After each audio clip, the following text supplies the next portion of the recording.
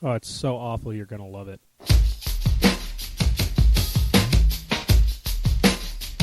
Well, here they come again. They heard that things were happening. With mics in front of faces, their lips begin to flapping. They talk about world and local news reports, and even Steph Mickles, cause she's a doggy whore.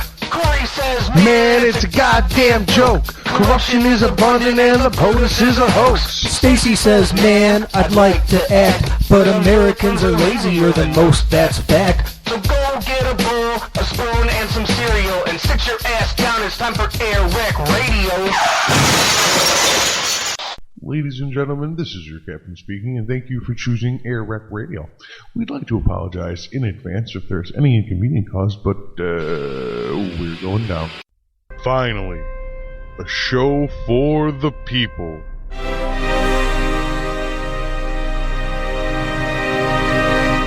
Men of such sensitivity and caring. And I'm sorry to any of our black listeners. We have black listeners? Men of such professionalism and style. Clearly I fucked up. Ah, I thought that's what it looked like when you were in control. Right, now shut up. Men of integrity. I was more worried about midget porn, but you have a good point about, I was trying to be, to reach the broader audience than the... I don't do that. And men of courage. You fucking kidding me?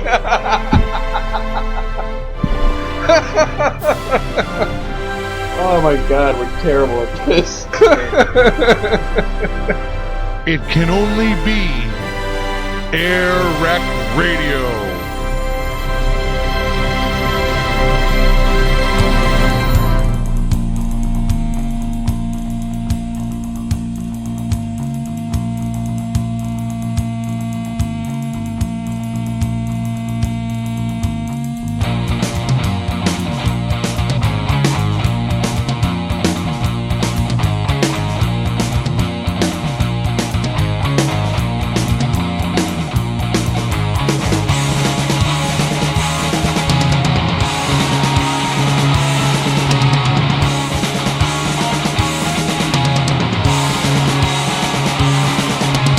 It is the 5th day of August in the year 2013.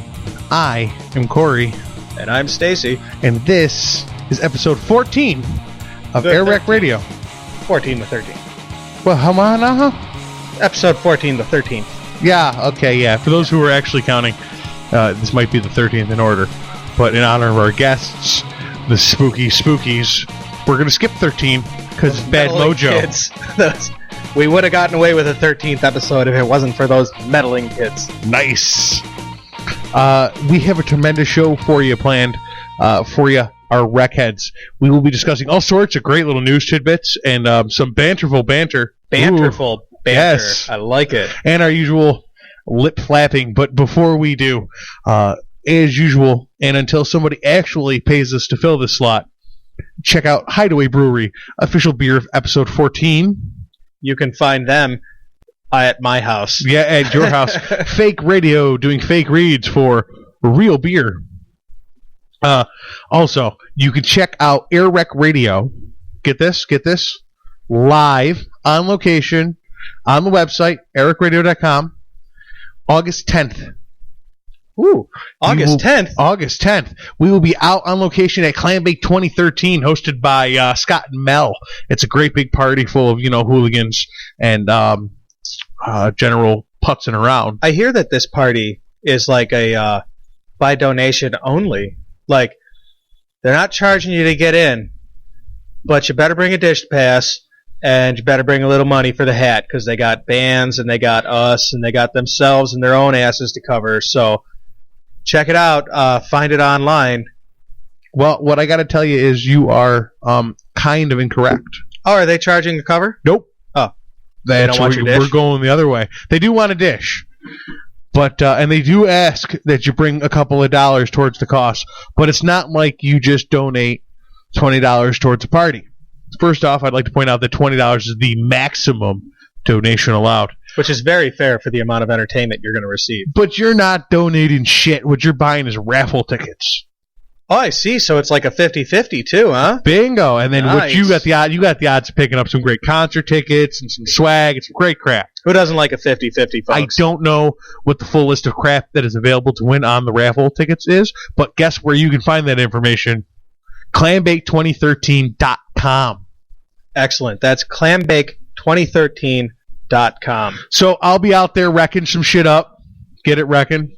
I'm surprised that he's the first one to get that URL. It's amazing. You would think there'd that's be more of dedication those. right there. That's because he got it in 2012. Ah. I bet you he did that as soon as 2012's party was over. So what was that He booked website again? 2013. Because I've already forgotten. Clambake2013.com. It could not be any easier. And who's going to be there? I believe it's going to be me wrecking some shit up and taking some interviews. AirWreckRadio is going to be there. Yes. Represented by who? By Corey. Yes. And I'll have a lovely assistant, and you'll have a drunk host. Well, I won't. I'll be a drunk host, but somewhere else. Yes. But hey, within the grasp of our technology, if we can hold on to that, Stace will be phoning in Yeah, I to join will. the phone over some modern technology. I will be doing up to a half hour from where I am. And if you're wondering where I am, sometimes you got to lay your dad down, and that kind of takes precedence over the old clam bake business. Yeah, buddy, in your business to share, my friend. He didn't just go, but ashes. The thing about ashes is they don't spoil. Yeah, So. they certainly don't. Holding on to my grandfather's, he doesn't want to go anywhere. He's like, "I keep me on your mantle." Yeah, Dad told us where he wanted to go. That's good. That's Yeah. good. So we're going there. Also, you could also, if you cannot come out all the way out to the clam bake, and when you're not busy streaming at AirWreckRadio.com, catching interviews and great little tidbits from me, what I want you to do is there's a benefit going on at the Rush Creek Side Inn in Rush. It's a big deal, folks. Listen up. I want you to join many of our listeners there August 10th, the same Saturday, at 1 o'clock. The event starts. It's $20 for tickets. You can get them ahead or at the door. This is a fundraiser for a lady named Valine Knoop. She was, excuse me if I get the name wrong. It's okay. It's a hard name to say. Yeah, she's been diagnosed with stage 4 melanoma, and for those who don't know, that's skin cancer. She spent quite a while complaining about aches and pains. Years and years she was trying to get this diagnosed, and her doctor, several doctors, just kept being, it's stress, it's this, it's this, it's this. Well, finally somebody sent her to a cancer doctor, and they did x-rays and such. Oncologist. Oncologist, thank you. And they found she's riddled with cancer. Well, that's because she went to a crappy hospital and they sent her to Strong, and Strong found it. Well, whatever it is, she's got some time left to live. It's not a whole bunch of time. It's about 4 months, is what I heard. Well, the fundraiser, as much as you would think, would be for treatment. In her stage, we're not worried so much about treatment. Treatment's not really the big thing. It's quality of time. It's quality of time. So what we're trying to do is we're trying to send her husband, and count them 5 children to Colorado for one last vacation together camping. One of those children, a toddler. A young family. She's got a young family. For that last family memory. Yeah. Camping. I know they had a vehicle of some sort, and it done broke down. And AirWreck Radio is going to do as much research as it can as far as that broke down vehicle and this fundraiser, and we're going to do as much help as we can. So we want you to go to the Creekside this weekend and help them out. That's the Creekside in Rush. You'll find it in Rush. On the interwebs in a phone book. Come on, people. It is what book? In the interwebs in a phone book. I know, it's amazing. Phone book. You would not be you would be shocked how effective advertising the phone book still is. I wouldn't be. They still send me 2 of them every year, and I throw them out. And my family business puts an ad in them every year, and we get tons of referrals off of it. I throw that shit out. So yeah, everybody, drag your happy ass down to the Creekside. $20 at the door to get in, party it up, and raise a little money for a good cause. Coming into the studio later on is our guest, BlackHawk Paranormal Investigators of Rochester. You can check them out on the Facebook, so please do. Give them a like. Tell them AirWreck Radio sent you. Ask them as many questions as you want. They're coming in to talk about their ghost hunting escapades and whatever great stories and details they have to share with us. If you're wondering what they do, so are we. Hang in tight, and we're going to get to an interview with them. Bingo. But until then, what's going on with you, buddy? Well, I'd like to lighten the room a little bit with just a short, brief little happy thought that I think is going to really appeal to you. Did you hear about the Japanese space bot? No, not where I thought you were going. What's up? That's super unfortunate. So the Japanese, they have the first international space station commander from Japan is on his way to space soon. Mm-hmm. And his name is Koichi Wakata. Good job. You like that? Good job. Yeah. It's like I speak fluent Japanese. Or something. Or, not. Tis, tis, tis. He's on his way to the International Space Station, I think sometime this month. It might be by the end of the week. And going with him is a tiny robot named Kirobo. I know. Okay, I do know about Kirobo. He's a little 14-inch robot. I know about him. And folks, I know humanoid? what you're thinking. He's 14 inches. He's not a sex bot. No. He's there for small talk. Which would be... Which would be our... at AirWreck Radio's immediate juncture. Can you fuck it? But no, it's not. It's but it is a humanoid robot. It is. It looks like a little Mega Man. Nope, sure does. Little orange hat or yellow hat or whatever. He's. I'm not sure if the picture I have is of Mirobo, the one that they used for a test bot, or I'm sorry, not Mirobo. Mirata? I don't know. Whatever. I know there was a test bot and there was one that got launched. Who actually has better vocabulary, and they have Kirobo, who actually is very good at maneuvering in zero gravity, which is important to a little man-shaped robot that can talk to a man-shaped Japanese astronaut. Yeah, basically it's a communications interface that's a little friendlier, a little more fun to deal with. It's a little personnel raiser. He's so cute. He literally look him up. Look up K-I Robo on the Googles. And you'll see this cute little robot. It's terrific. And it's going to talk to this guy, and I bet when he comes back, he's seeking a marriage license. Seeking a marriage license? Come on. The robot? He's going to be up there for 6, I don't know. He's going to be up in the space station. God. I'll buy him lonesome with Kurobi's the robot. 14 inches long. What's the average penis length in Japan? There's plenty of clearance. There's plenty of room to spare. They could probably keep his little robot brain in there. Except for that it's most likely in his chest because it's the biggest cavity. No, he's got a big head. That is true, too. Yeah. And if he does, if the brain's not in the head, they'll just put lips on it. Well, and would you know how scientists like to keep to their symbology? Lips on a robot head symbology? Well, let's keep the brain in the head. That's not where I thought you were going with it, but thank you for that little fun fact. Fun facts. Yeah. No, I meant what you do this weekend, brother. I went on a fantastic golf journey through time and space. Ooh. Yeah, my buddy, he called me up a couple months ago, and he was like, hey, man, we got a fireman's tournament going on. It's out in Silver Springs, New York. It's at the, it turns out... Oh, that's a walk? Yeah, it's about an hour both ways, or one way. And not walking? No, that'd be a hard walk with your golf clubs and shit. Yeah, buddy. You're better off just renting a cart. So I'm taking this home with me, guys. So $60 gets you 18 holes of golf on a beautiful golf course. If you guys haven't seen the pictures on my Facebook, go to my Facebook and see the pictures. This course was terrific. You can find his Facebook through the AirWreck Facebook. Yeah, I'm definitely. You can find me through there. And if you can't, bitch about it, and I'll fix it. Bingo. So $65 gets you 18 holes, a cart, all the beer you can drink. Whoa, hey, that's a good deal right there. All the beer you can drink. They had a ton of beer, and it wasn't just like they didn't just have Jenny and Heineken or whatever. Everybody brought a 12er.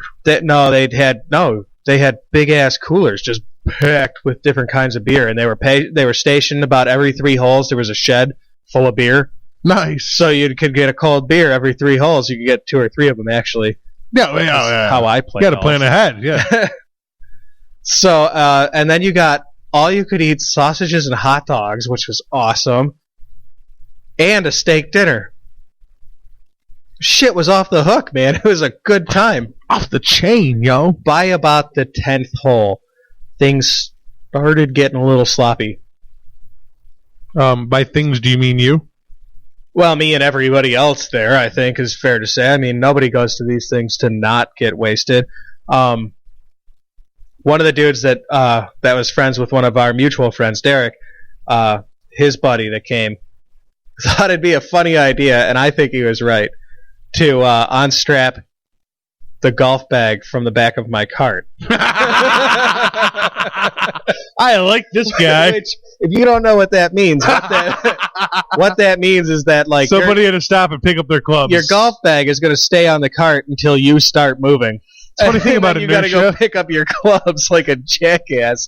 It's a funny thing about inertia. Well, the trouble was, as hilarious as that was, my glasses were in there. Whoops. Yeah. Yeah. Crunch. Crunch, lost, I don't know, whatever.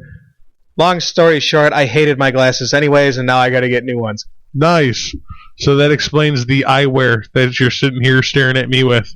Yeah, I went to the eye doctors, and they dilated my eyes, and now not only do I look like I'm tripping my balls off, I can't really Rolling see face, very man. much. Everything's very bright. I'm wearing sunglasses tonight. You can't see that at home, but I'm telling you about it anyway. We're down extra lights in the performance studio, the Hideaway Performance Studio. So, at the golf tournament, Right. we're being good. You know, mostly. We're being, Right. we're golfing. Until we get to like the 11th hole. And the 11th hole is like this. There's this big killer lake under a drop-off, and you gotta hit to the left side of it. And there's this group of fucking clowns in front of us, and these guys were Gotta not make doing it. good. No. The other kinds of clowns. Oh, no. Hooting and hollering and just having... They must have blasted off 20 balls from up there, and all of them went in the lake. Bloop. So they finally go and decide they're just going to move on and take a drop at the other end of the lake. And these guys were a blast. They were just a boat riot. And they go, we go. But we thought they moved on. You couldn't see them. So Derek and his buddy are in the cart in front of us. And they go down ahead of us. And me and Jason hit, the buddy that I was with. Derek goes down. We hit. Me and Jason, we hit. And then we're going down the hill, and I see there's this big hill you got to go down. And Derek and his buddy are talking to, like, somebody else in a golf cart. And I come cruising down the hill, and I just tap Derek's rear end of his golf cart. Just a little touchy touch. Nothing bad. Wait a minute. You tapped Derek's rear end? Of his golf cart. Uh-huh. Just a little bumper car. Likely story. Not like... I mean, just like stopped right as I made contact. But then I realized that the guy that Derek was talking to was like the fucking park ranger Yogi. And he did not like that. Uh-oh. He got all stern-faced at me. He's like, that's why you had to sign that release, And I'm like, whatever, dude, we stopped. I mean, what are you kidding me? It's you're setting up a speed trap at the bottom of the hill on the 14th hole. You know where everybody's at right now, and he's talking all stern about how the guys in front of us are real slow, and we almost hit them, and they took one of our balls, and I'm like, whatever, dude, we were just rapping at the top of the hill with these guys. So they took a ball. Right, so we took a drop. It's not like it's not the PGA. It's a freaking fireman's tournament. No, but there is a prize for, it is a serious golf tournament. There is a prize for ranking or whatever. Well, of course there is. That's what makes it a tournament. We did not rank, but we did not surprised. Very well. We shot 5 over on best ball. We were a bunch of drunken clowns ourselves. 5 over on best ball? Honest 5 over, yeah. Oh, well, at least it was an honest one. So that's what you did with your time? Was get drunk and play golf? Yes. Well, yet again, another week over, and I've yet to hit the golf course. I've yet to hit the links. We should go hit up Southern Meadows, a beautiful 9-course. Well, it's not. I wouldn't. Beautiful is kind of a stretch. A simple par 3, good for beginners, executives, and lunch breaks. You don't gotta worry about ruining the lawn. Worry? Yeah, you don't gotta worry about it. I wouldn't. You weren't worried? I don't think I. Well, I wasn't worried about it, but no worries. No worries. I don't think you know what kind of guy I am. We put robot in space. No you worries. appear to credit me with way too much class. I didn't give a fuck in the first place. That's good. Nobody else does at Southern Meadows, except for the guy that runs it. I'll go pick up the divot and put it back, but that's about the end of my consideration for your fucking golf course. I don't think I'm getting invited to play Oak Hill anytime soon. Did you hear Tiger Woods was bitching about the state of Oak Hill? Listen, dude, it hasn't rained in a month. But before that, it rained for 2 months. So the course is a fucking mess. We're doing the best that we can here for you. You know what? A real golfer wouldn't be concerned about the state of the course. No. They would just play the game. Because slow greens or fast greens are part of the game. Mm-hmm. Sometimes the greens are fast, and you got to adjust your game for it. If the ground that you're playing on was meant to be perfect, it'd be golf on AstroTurf. Which would really, really hurt your back, I'd imagine. I don't know. And knees. I bet there's a market for that. Only if it was indoors, really. Japan's actually got that already. Yeah. They're sending it to space with an astronaut and a robot. What we have here is plenty of room, so we don't really have to worry about that too much. Take that, Japan. They're not making any more land, quoth Lex Luthor. What I was doing distracting you earlier. Yeah, very distracting. I'm sorry. And I heard like the pauses in between your story get longer as you were trying to figure out what the hell I was doing. Why don't I stand up and walk around for a while and see how you like it? When I did the baloop for the guys on the hole that just kept knocking into the water 20 balls deep, I was looking for sound effects. That's what was taking so much attention away from you. What the hell would make you get up and walk around to find sound effects? Well, I didn't set up the show. Has anybody seen my sound effects? They're around here somewhere. I know it. I hadn't been planning on using them this show, so I didn't bother hooking them up. But then, as soon as we were talking about golf and there's guys hitting them in the water, I really just wanted to use this one. An excellent chip. Yeah, I've seen one. Bloop, right into the fucking water because we suck at this game. My buddy Jason hit a 340-yard ball. Wow. Yeah, wow. Wow. Downhill, but still 348 yards. Wow. It was a sick hole. We parred that fucker too. It was a par 5. That makes you feel good as a shitty golfer. We might have birdied that one actually because he hit his 340. The other guy hit a good approach to the fringe, and then I chipped from the fringe, and we had like an 8-inch putt that I think Derek wrapped up. So everybody got a part of it. We did birdie that one. Good. That makes you feel great as an amateur golfer when you get a good par in on a par 5. On a par 5. Hell yeah, that makes you feel real good. I'm never gonna birdie a fucking 3. Yeah, I had 5 on a 3 every time. That's not actually the story I wanted you to tell. I'm glad you told that story, but I wanted to hear you get your ass whooped by Derek. Oh, that comes after the golf thing. I didn't get my ass whooped. It was not an ass whooping competition. Listen, the competition you partook in, you could not have won a mile before you partook in it. So, almost nobody that listens to the show knows who Derek is. Derek is a big farm boy. He is a big, and I don't mean big fat. He is all lean muscle. Yeah, buddy. He's like 6'5", 215 pounds of solid hay baling, cow tipping country boy, and he's all state wrestler. Boy. An all state wrestler is a good point. So we go back to his buddy Timmer's house, which is like this fucking great house out there. It's a farmhouse, got a barn, they got a little crook running through everything. It's really nice. A couple of dogs running around. And my kind of place. Yeah, it was a nice place to hang out for a couple hours. Derek gets it in his head he wants to wrestle, and I'm like, whatever, dude, I'm down, fine. It's like a mosh pit to me. I'll do it, whatever. As a former wrestler, I would not have partook into this. I was very clear. He was like, so what are we doing? Are we doing submissions? Are we doing this? I was like, I don't know. I'll let you know when I'm done. I want my joints to stay intact. You'll know. That's what I said. I said, you can't hurt me, man. I got a family to support. Wrestlers grow this sick little thing where you really enjoy the noise. Yeah, no, there was none of that going on. You grow to stretch joints until people do that noise. And for a guy like Derek, I mean, I was a wrestler, but Derek would take me apart at the friggin' seams.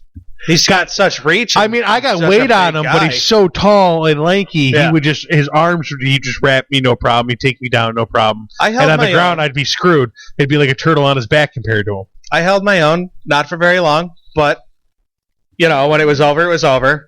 I said, all right, dude, I can't go. He got me on my back. He got my hands down. I was like, all right, dude, you got me. I can't get out of this. Don't hurt me. Without, like, one of us getting injured. Yeah. I mean, if I stab you, I can get out of this, but then you'll probably kill me anyways. My knife's not big enough to end you with the first stab. Right. So. I don't really want it to go that far. So, you know, we're done. So let's just call this one a wrap. Well, speaking of calling things a wrap. I got to smoke a Cuban before we do that. Ooh, a real one? A real one. A real one? A real one. A real one? A real one. There's a lot of frauds. No. There's a lot of frauds. A real one. Given to a guy at his wedding by a guy's guy. See, already I feel like this isn't on the up and up. I gotta say, where I was, there was absolutely no doubt in this issue. And since I have the sound effects set up anyways. Oh, folks, you are enjoying some less than fine quality sound effects. Hey, better than the sound effects from the first three shows. Yeah, it's definitely. Nobody knows that because they didn't get to hear those. Yeah, nobody gets to hear those. Except for, like, me and a handful of other people. Nobody's heard the first 3 episodes. The original listeners. But, no, you got smoking a Cuban. Was it wonderful? I know you're not much of a cigar guy. I'm not a cigar aficionado. Since I've quit smoking cigarettes, I started smoking cigars a little bit here and tasty. there. They are. They're very tasty. It's nice to treat yourself to a little burning tobacco. It's all right. The Cuban, I smoked 3/4 of it. I smoked a lot of it. I spent a lot of time gnawing on it. I thought that was delightful. It was big as shit. Oh, then you must have got a Churchill size. It was 3/4 of an inch or an inch big around. It was definitely, you could gnaw on it while you were smoking it. I like me a cigar. I wish I was a cigar aficionado. That's how much I like them. But it's an expensive hobby. It is an expensive hobby, and it'll still get you mouth cancer. It'll still give you mouth cancer. And like in what we're doing now, I really need to preserve that I have a mouth. Well, hopefully, because to preserve there's a future here. This show is going to sound a lot different when Corey says, "I'm Corey," and I say, "And I'm Stacy." That's not going to be as good for the radio. No, it is not. Unless I can auto-tune it. And for my audiophile fans out there, the ones that know what good audio sound like, what I'm doing right now that is disturbing the mic so poorly. What happened to your pop filter? I took it off. I hope that shows up horribly. You'll hear the difference in that I cannot make that noise because I have a pop filter. And Corey has removed his. He's circumcised his microphone. I have my mic stand. There we go. Was way too far down, and I've been leaning over to talking to the mic for the last half an hour. Last 10 shows. No, I usually keep it up this high. I know. But for the last half hour, I've been leaning way down talking to the mic. Has been driving me nuts. So I'm sorry for all the audiophiles, if there are any besides me, who just killed themselves listening to that. What is all that ruckus? Yeah, what is he doing to us? Yeah, buddy, that's got to be intolerable. You know, if people listen to this in their car, over their car radio, that noise blew speakers. It's good that you decided to do that, like, minutes before we go to break. I couldn't take it anymore, dude. I couldn't take it anymore. You literally did that just in time to take us to break. I really am, and we are going to break. Thank you for joining us on AirWreckRadio, especially your special sneak preview live broadcast of AirWreckRadio on AirWreckRadio.com. Those of us that are listening live, well, obviously us, but those of you who are listening live, who happen to be listening last week live, waited a long time for a show. Corey, are we going to put that up right now for them? Oh, the song by Youngbloods. God damn, I hate modern technology. It's an awesome song. Somewhere in the process of what we were just doing, we stopped broadcasting live. Piss. I don't know why. So if you're still listening, great. To If the you're live not- thing? Yeah. If to the you're live still thing. live, you're hearing a real live AirWreck. Exactly. That's why we call this show AirWreck Radio. Bingo. Usually doesn't make it to the air, though. Sometimes we edit this kind of garbage out. But it's on the air. So now we're leaving it in the friggin' But no, recorded that's the benefit podcast of doing too. the live thing is that you gave a good out. That's a good point. Yeah, we can stop it dead right at when I you will went still out. give another good out. But So are we going to play the song for him live? yes, we will play the song for them live. Can we Last hear it week, too? what we were supposed to do was play a song for you from the band we had in last week, Young Bloods. They had their new title, their new single out, which was entitled Awaken. Off of their upcoming album, What Doesn't Kill You Makes You ... Corey, why do women wear makeup and perfume? I don't know, Stace. Because they're ugly and they smell funny. With that, we take you to break with our new friends, Young Bloods, and their single, Reawaken. I'm just kidding, ladies. You know we love you. My eyes open up from a long sleep, gaze out on a new life full of possibilities. I told you once before, my love, that I would find the answer to the questions that I had.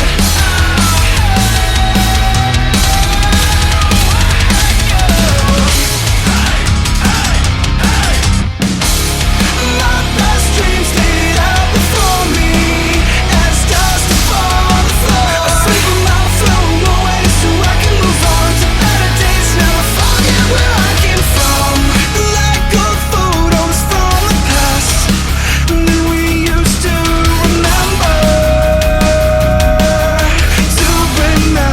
Who and what's been lost. Time is too precious to waste, so please just hold on. Please just hold on tight and don't let go.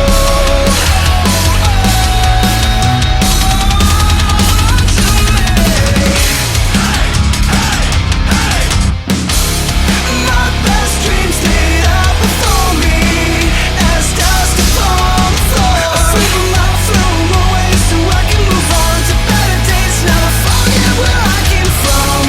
My best dreams laid out before me as dust upon the floor. I sleep them out, throw them away so I can move on to better days. Never forget where I came from.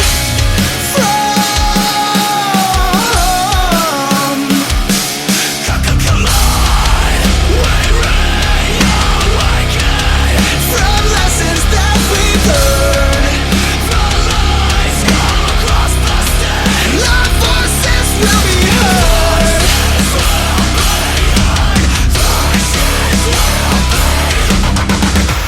My best dreams laid out before me as dust upon the floor. I sleep them out, throw them away so I can move on to better days. Never forget where I came from. My best dreams laid out before me as dust upon the floor. I sleep them out, throw them away so I can move on to better days. Never forget where I came from.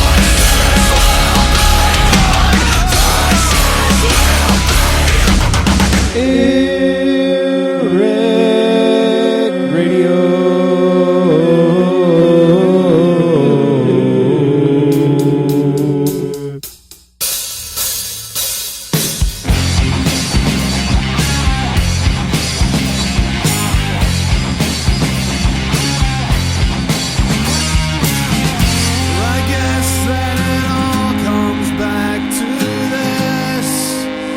this feeling of defeat. The zombies are walking dead, walking down your street, and it's all my fault. They want you for themselves. I've told a lie or two before, but never quite so well.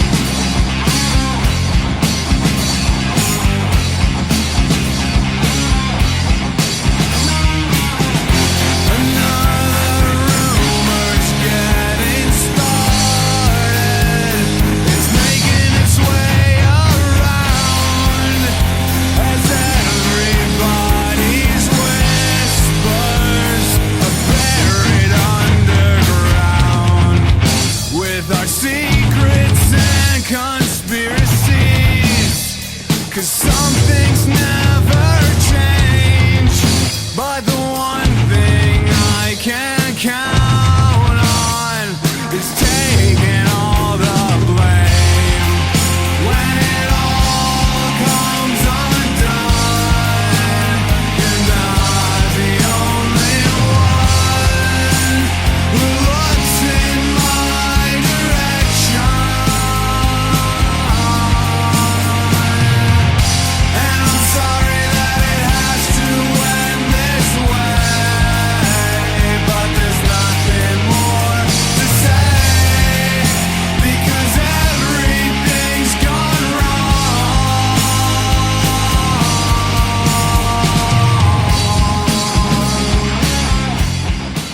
Been caught stealing once when I was 5. I didn't just give in. I didn't pay for it. Well, it's just a Whoa. What? We're on the air, dude. Oh, We are recording. shit. Well, I was just singing one of my favorite songs by Jane's Addiction, most of whose band members recently got kicked out of Russia.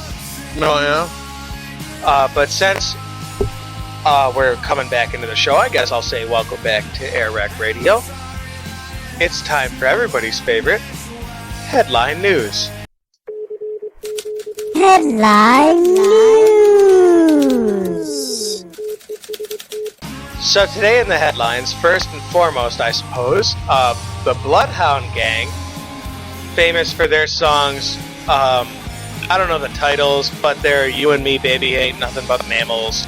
Also, The Roof, The Roof is on fire. Yeah, those guys. Jesus, I hit my mic.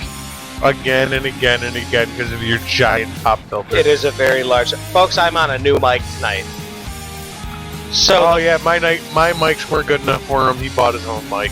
Fancy pants, fucking prima donna. I did, and I'm quite happy with it. Oh, Plus, it gave us a working mic for our guest tonight. that's a good point. Yeah.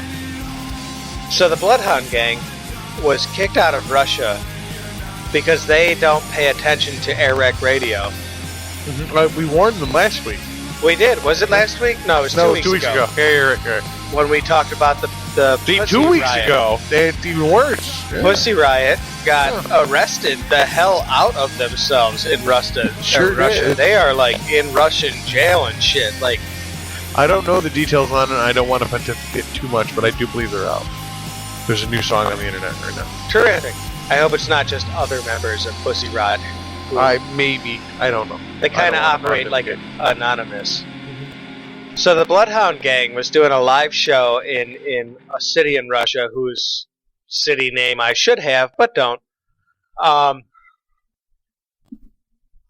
There was a Russian flag. Why don't we just go with Moscow? Nobody's fucking paying attention anyway. It wasn't Moscow, that's why we don't. Oh, okay. If it was, I would have said. So there was a big Russian flag on their way out of the room, and the people in the crowd were like booing over this Russian flag. So their bassist removed the flag, ran it through a zipper, and pulled it out of his ass crack. Very classy. Not really very classy. But the crowd was booing for it. They were begging for it. Subsequently, the Bloodhound Gang got exported. Exported or deported? I guess deported. They definitely did not get sold as, like, textiles. They definitely got deported.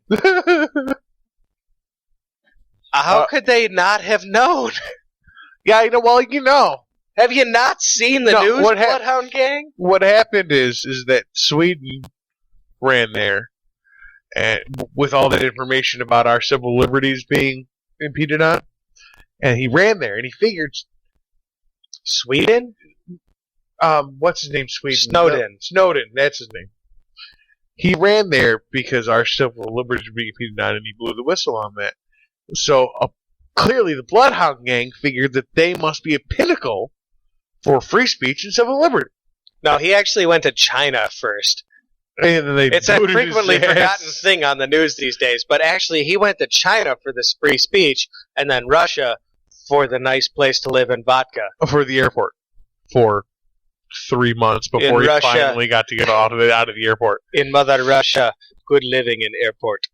For 3 months before I finally got to get out of the airport. But see, that's what happened is they followed him. They figured this must be a pinnacle for free speech and expression. So they went there for their free speech and expression, and they found out it's still fucking Russia. 2013, and it's still fucking Russia. They should have just been paying attention, man. Vladimir Putin, no fucking joke. Don't go to Russia. They're still Ruskies, baby. 2013, they're still Ruskies. Don't run their flag through your ass crack. Well, you know what? Honestly, I don't really care what country you go to. You probably shouldn't do that. It's a little disrespectful. Just saying. But in America, if you do that... It's your right to do that. I might not like it, but, well, fuck. Right. That's one of the pretty things about America is, like, we all like to boo and hiss over the burned flag in America, but nobody goes to jail over it. To me, that is the very symbol of free speech. In Russia, they, the journalists, the publicly elected officials referred to this as a heinous act. And they believe... Act. Child murders. Women raped, men and women mowed down by military force. But this is a heinous act. That's a good future tie-in. I'm sorry, go on, sir. I'm sorry. It is, but the Russians, they describe defaming their flag as a heinous act. And I'm just like, come on, Russia. It's just, I know it's your flag. I know, and I'm in America where we're supposed to be super flag-loving people. But we're also super freedom-loving people. But God's sakes, don't get rid of the Ellen flag, because if you love one of those, you're going to hell. But don't burn a flag either. The burning flag, to me, is literally the epitome of free speech. It's literally the symbol of free speech, because it is really literally the most offensive thing visually you can do to a country is light their flag on fire. But this country was built on the fact that you can do and say as you fucking please. I can do this heinous act because it doesn't physically hurt anybody. Anyone. Bingo. But it is a heinous act. It's so disrespectful. I don't like seeing it. I would never do such a thing. These guys didn't even burn it, though. But he just run it under his fucking taint. But we're arguing free speech in Russia, and there's no such fucking thing. Well, there is. No, you go to jail you're gonna, or go home. Free speech yourself into jail, then it's it's a little less free because it costs jail time. And then apparently it's not free fucking speech now, is it? Well, it's free with limitations. Oh, wow! You can say hello, or as they say in Russia, vodka. Limitations really sound like the same thing as freedom. Those words seem to go along together. I know it's not. It's kind of ridiculous. But it's not our country. You know who exhibited their free speech? Who exhibited their free speech, sir? Ariel Castro. You heard of this cat?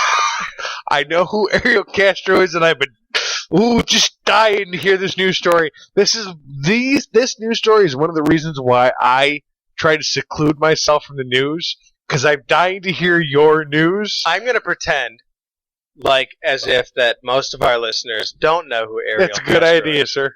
So in Ohio, somewhere, so excited. Some guy decided he was gonna clobber and kidnap a chick that his daughter knew. How many chicks? One at first. Then how many? Then 4 months later, two others. Two, and then for 10 years, those three. Three, yeah. And yeah. Then a fourth. There's four girls there. Oh, was there a fourth one? 4 girls. I'm not familiar with this fourth. What was it, Shemp? I don't know. it was Girl Shemp. I don't know what her name was, but it was 4 girls. I know the Shemp reference. Okay. I get it. I wasn't sure. I giggled and moved on. Fuck on. Anyways, I wanted Ariel to sure everybody Castro. Knew. Ariel Castro. Little Mermaid. Yeah. With a Mexican name. If Ariel Mermaid had a baby with Fidel Castro and Hitler and Stalin and Freud, this would be the child. He kidnapped 4 chicks, according to Corey, and kept them in his basement dungeon thing for like 10 years. And one of them escaped, and she did the right thing and called the cops, and now all Amanda of them... Berry was the one that escaped. Thank you finally, for and knowing she was that the name. famous one from Cleveland. She showed up at a concert recently, and it's all over the internet. Amanda Berry is one of the 3 girls that was held captive by Ariel Castro for 10 years. 10 years. 10 years and 14 months for the first one. At least one of them had a child by Castro, and Castro was facing the death penalty because he forcibly aborted one of his children. Okay, yeah. Through these 3 chicks, one of them was pregnant with his kid, and he forcibly aborted it, like through violent means. You might have been right about the 3. It might have been another case that I was reading. I think it was just 3. You're right. It was another case that I was reading about a very similar thing that didn't get nearly as much press conference. Well, this guy is coverage. Mexican, and we're currently right. primed up to dislike people with You're Latino right. names. No, you were absolutely right, and I'm one to eat my crow. You know what I mean? Okay.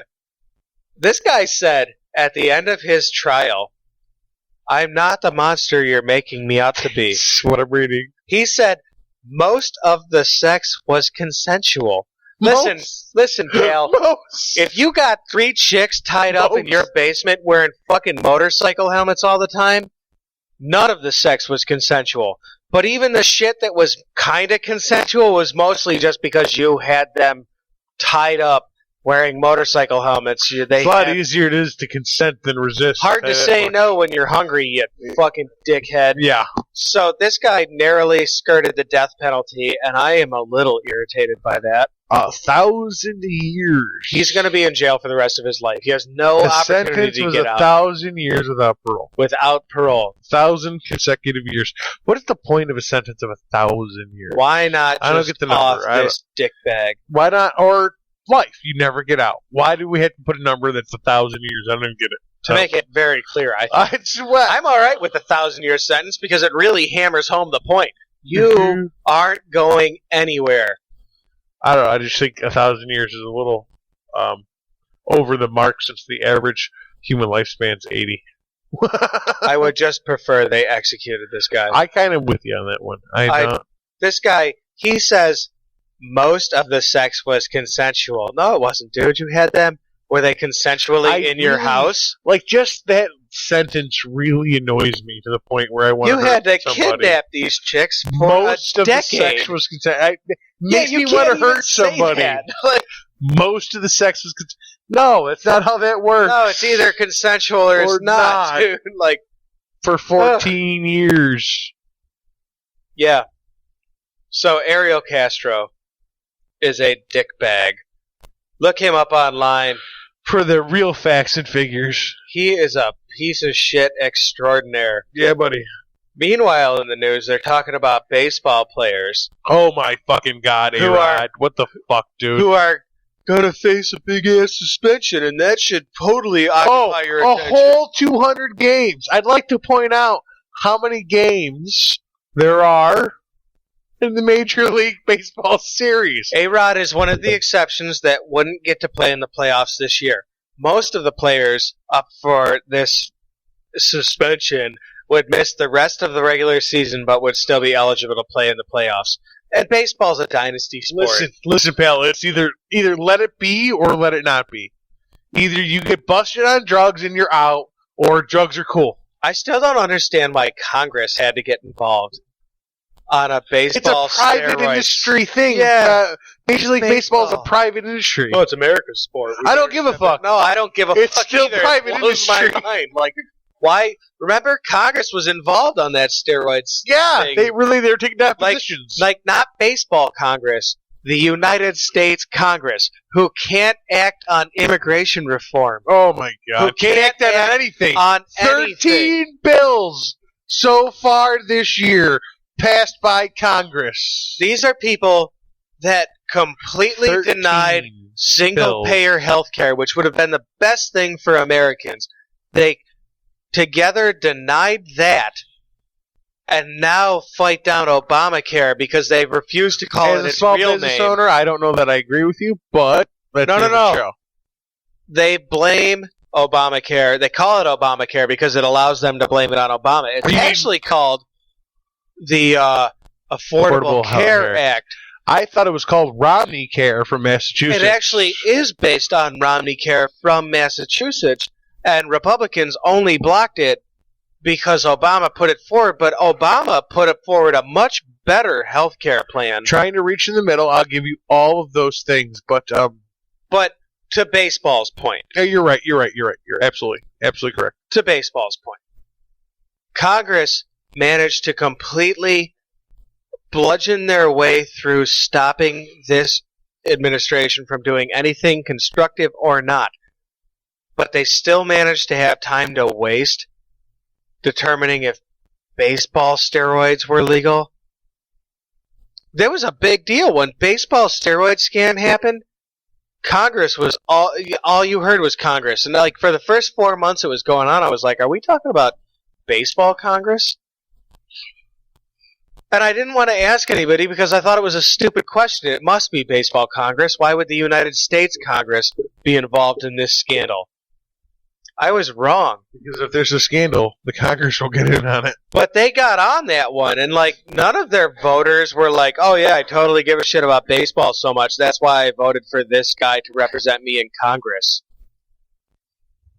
Can you believe the idiocy of that? Like, Congress was able to say steroids are bad in baseball, but they couldn't say Private universal industry. health care with a single payer is good for everybody. I can't. You can hold that on your, on your fucking chest and rub it around for a while. What I can't get over the Healthcare Act. What I can't get over is the fact that Congress took part in discussing the policies of a private industry. I can't get past What that does that moment even have to to even do? be able to consider the rest of it. It blows my mind that baseball was ever even a concern for the United That's States. a policy of a Congress. private industry. Now, if steroids are illegal on a federal level or a state level and you get arrested for them, well, then them's the fucking breaks. As far as policy of a private industry, that's policy of a private industry. And a lot of the shit we're talking about isn't illegal. Or at least the way they're getting it done, like blood doping. They're going to other countries to do blood doping, and it's not illegal. But it's against the rules for their sport. Well, that's in a their policy, private industry. and that's a Yeah. different thing. They Right. can fire fucking people. Right, so fire them if you want.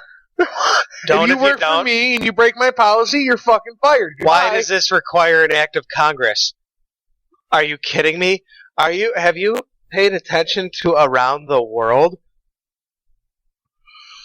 Have you Like heard- what, sir? Like I've been trying to keep my ears open, but you know me. like Stuck in the basement all the time, worrying about how my audio sounds.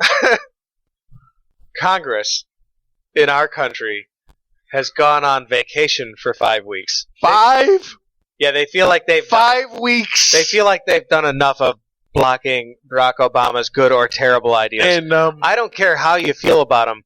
All this Congress has done has blocked his good and bad ideas. I really wish I could remember there's just a statistic about this Congress and the amount of filibusters performed Oh, it's versus any other Congress ever. It's record breaking And I used to to the think that- order of doubles. When we were kids and we learned about it in high school, I thought the filibuster was this kind of like funny, amazing thing. Like, what an amazing thing to do to walk out in the middle of a vote and really stand your ground. Muscles. And now they do it every other vote they don't Yeah. agree with. I'm just going to stand here and filibuster until the time runs out. But I'm only going to have to say I'm going to do it. I don't actually have to do it because nobody wants to see me poop my pants. Exactly. What a bunch of horse shit. Horse shit. Fucking vote and move on. It's not even people shit. It's No, horse shit. it's horse just, shit. They just bring it in on a cart and say, We if you elect don't you- forget this, I'm going to dump this bunch of horse shit Listen, on you. it's not the best system, but it is a system and it works. We elect you hoping that you're going to say the things we want you to say what the fuck you think, and move on. To get you boiled up over it, Congress is out for 5 weeks. 5? How many weeks of vacation do you get?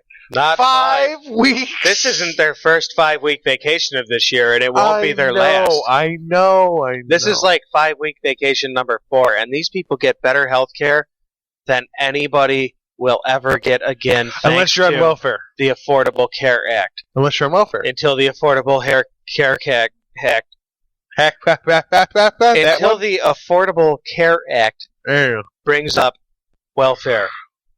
Until that's scooped up too. Yeah. Until that's all in one inclusive package. Recently on the news, an anchor on one of the major news channels, I don't have the facts here, What interviewed. a surprise. This is AirWreckRadio. Well, it is AirWreckRadio, and I have a lot of facts in front of me. I don't have this fact. I just heard it. I saw it. and now they're spewing it back into a microphone. That's I'm right. okay with that. Somebody on one of the major networks interviewed Barack Obama, and they asked him, are you and the Obama family going to switch to the Affordable Care Act, the Obamacare? Yeah. And, Versus your government paycheck. and I'll tell you what benefits. Barack Obama did. He did the only thing he could do. He didn't answer that question. And then he went in front of Congress and said, folks, listen, we don't always agree, but we have to agree here. We don't want this for ourselves. And they enacted a law that made the Congress infallible. They couldn't be covered under the Obamacare Act, which violates the, I think, 23rd Amendment. I don't know how true any of this is. I don't know how true any of this is. I'm not saying that I doubt you, just without facts and figures, without resources. I did research it. I did not type it up. You did research it yourself. But I didn't type it up. Well, as long as you research it yourself, that leads a special credence for me. I have it from But more than 2 real sources. It's not going to lead any real credence to anybody listening without a quotable source. But for I don't know. me, I think the it people that adds. listen to me might be comfortable with me saying I researched it from 2 independent sources that were not Fox and Fox South. These were 2 Maybe. independent news sources, and I researched this. Maybe. But if that is true, that's pretty. What's the word I'm looking for? Outlandish? No, that's not the word I'm looking for. Bullshit. Horseshit. No. Blatant spit in the eye. It's actually disruptive to the Constitution. Unconstitutional. That's what it is. That's the word I was looking for. God damn it. Yeah, if what I'm saying is accurate, Yes. and I believe it to be, that is unconstitutional. Congress shall not make any law that provides only for Congress. I don't They know cannot that be word is exempt. correct, but I'm It's with not you on the this. it's the layman's terms of the 20-something article of the I'm Constitution. with you on this one. I'm not a constitutional lawyer.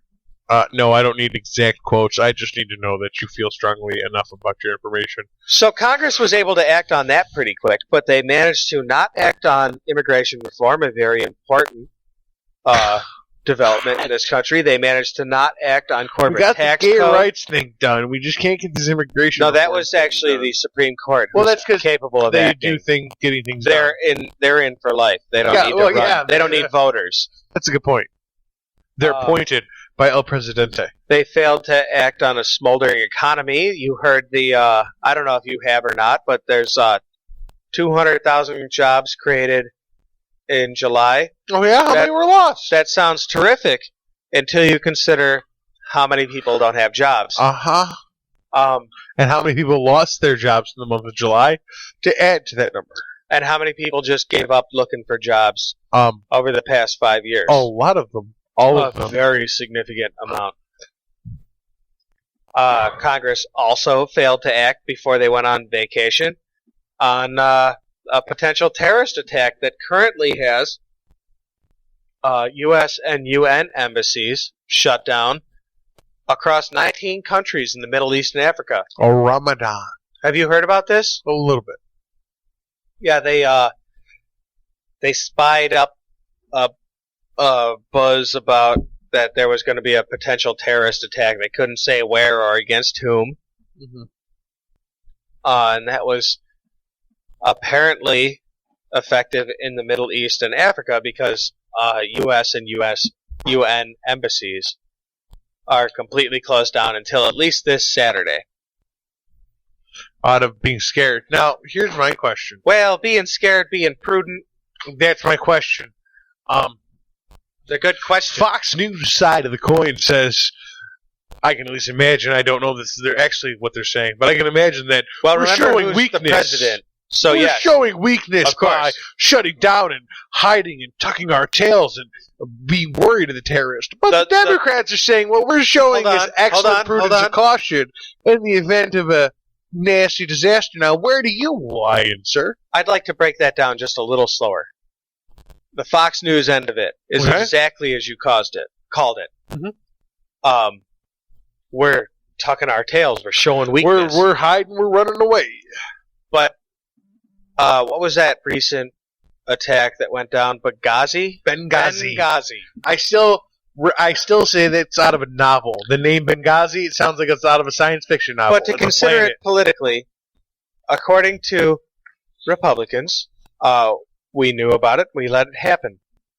And good Americans got killed. Now, the administration is reacting to accusations from Benghazi and being like, well, we can't just let it happen and try to catch the guilty parties after the fact. We have to be proactive because that's what it's going to take to make these people happy. Walking a line there, aren't you? I am. Between proactive and thought police. Myself, yes, I'm editorializing a little bit. Okay. So the Republicans were the right-wing media, at least, was like, Benghazi, totally a Democrat setup. They allowed it to happen under the administration. They allowed this terrible thing to happen. But now, the administration has decided to shut down, and so has the UN. 19 countries worth of embassies in Africa and the Middle East. Now the right-wing media is being like, well, isn't this tipping our hand? Isn't this saying to Al-Qaeda, we know that you're about to do something, and therefore just postponing the inevitable? And that's, I guess, my argument on this point is, like, when does the right-wing ever be like, this action is prudent? Right now, literally what you're saying there is if you know that I know and he knows that he knows that I know that he knows that he knows that We're I in know. a Mexican standoff between the threat, the protectors, and the media. And the threat and the reaction. It's literally, if we react to the threat and they hold off the threat because we reacted, well, we're going to see that and we're going to continue to react. But what's the media going to do? We have to, like, calculate. Commentate. Yeah. But it's a Mexican standoff between the threat, Al-Qaeda, the protectors, the U.S. government, or the UN, depending on your perspective, and the media, Fox News, MSN, CNN, ABC, NBC, you know, the big half dozen. Yeah, I got you. The ones that make all the money. The big four. The Fox, ones that own NBC, Snugglebear. CBS, ABC. And Pepsi. And everything else. And Halliburton. And you and your job, somehow. Somewhere down the line. Yeah, eventually. Yeah. You have anything else in the news, sir? Oh my gosh. Do I? But okay, so we've touched on A-Rod. We've touched on the Congress impotence, congressional impotence. We've touched on what else did we touch on? What did we talk about? We got on a lot. Off We've of touched the a lot already. Yeah. Impotence really. What do you got spread a next, long way. brother? What do you got next for me?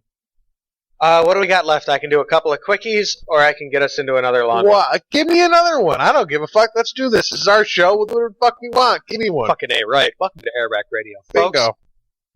we still have stickers. Email us at airwreckradio@gmail.com with your address, and we will send you stickers. You were getting so much better at this. I love it.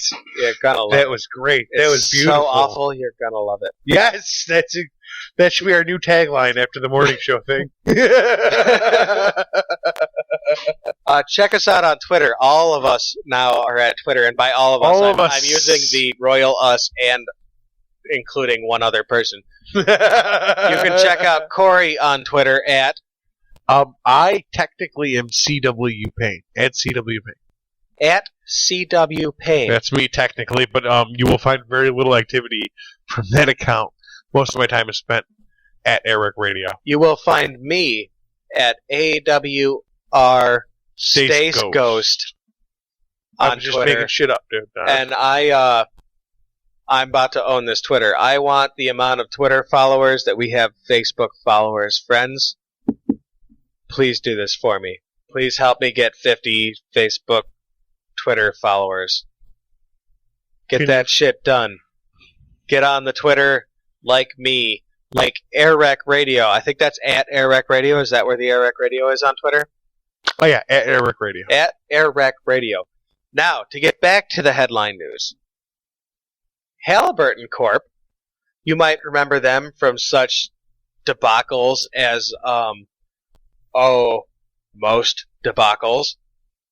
They were Dick Cheney's partner company. You'll remember Dick Cheney from having shot a guy and getting brought up on no charges because he was the vice president. Halliburton Corp. is a mega corporation. You think that's an exaggeration? That's a That's less than enough megas. Yeah. Halliburton Corp is one of the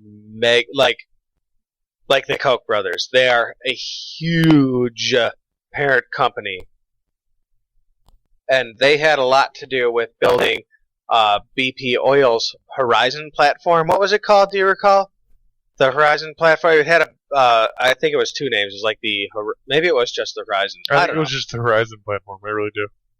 If you don't remember, the Horizon platform is the one responsible for the single largest man-made disaster ever. Ever. That we did handle the golf course. That we did but we did handle with, I really do say, amazing It efficiency. did get dealt with pretty precisely. We really did yes. take care of it quickly. But And so did Mother Nature in her role in this.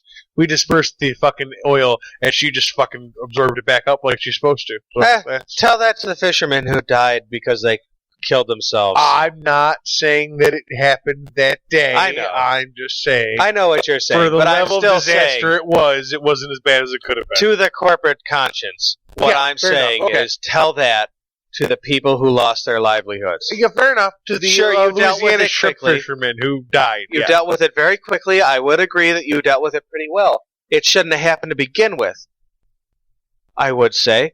Well, the company that built the concrete structure that provided this platform with its fine, delicious oil that we love to burn was Halliburton. Halliburton, giant mega corporation. They agreed to pay, in a plea deal, the maximum fine available to them. Corey, if I may ask, if you destroyed the golf course... Golf course? Yes. Call back. Gulf Coast. The Gulf Coast. Yes, sir. If you were singularly responsible for the destruction of the lives of hundreds of thousands, millions maybe, probably, of animal species and human beings. and trillions if you're getting into the animal species. Yeah. Yeah. I would probably fucking blow my head off. Well, but how much money do you think your head's worth? My head? As the person singularly responsible for the destruction of a coastline ecosystem. I don't even know how to fucking quantify that number, sir. How does $200,000 sound? Low. Yeah. You'd take it, right? Yeah. Yeah. Guess what? So did Halliburton. But they felt so guilty about it that they contributed another $55 million to a charity that helped clean up this business. But still, to Halliburton, $55 million, not a whole bunch. Not really. I don't have a number to compare them to. Either way, $55 million is still a big number. Because it's really hard to quantify infinity. Because that's how much money Halliburton Corp has. Yeah. But still, $55 million is a big number. It's a big number. $200,000 was the fine they were made to pay. Made. That was the maximum fine. They took a plea deal. A plea deal. Yeah. Yeah. Yeah. For the maximum fine That's of $200,000. They were like, all right, no, that's fair. We'll pay that. $200,000. Now that's a spit in the fucking bucket. $200,000? That's a fucking drop in the fucking bucket. Listen, for Halliburton. now I'll tell you, the life of a single duck, not worth very much to me, but Considering they're necrophiliacs? the life of all the ducks, Yeah, that's... I can't really call that $200,000 real well spent. Yeah, I don't know. The life of all the fish, Well, how about the amount of algae that was killed? the In beautiful oxygen-producing, Algae. carbon-eating algae. Yeah, that's the one. The ones that are going to keep our oceans from being battery acid. Uh-huh. Yeah. That was killed. Not only in the oil spill, but in the cleanup efforts and the filtration efforts. So thanks, Halliburton Corp. You're really making the 1% look like assholes. Yeah, well... And the rest of us also look like assholes We all because know our the elected 1%. officials are out on 5-week break doing not a goddamn thing. It's because we are fucking assholes because we elect the 1% to be our fucking elective representatives. I know. Wow, doesn't did it I piss you just off? channel John? Yeah, you got all pissed off. I know. I agree. It's Something you just said really fucking sparked me. That's... we do. We elect them. We think we do. We pretend to elect the Zimbabwe 1% thinks they just had an over election. again. Yeah. Oh yeah. Who won the pretend election in Zimbabwe, sir? Oh, the 33-year... Click, click, click.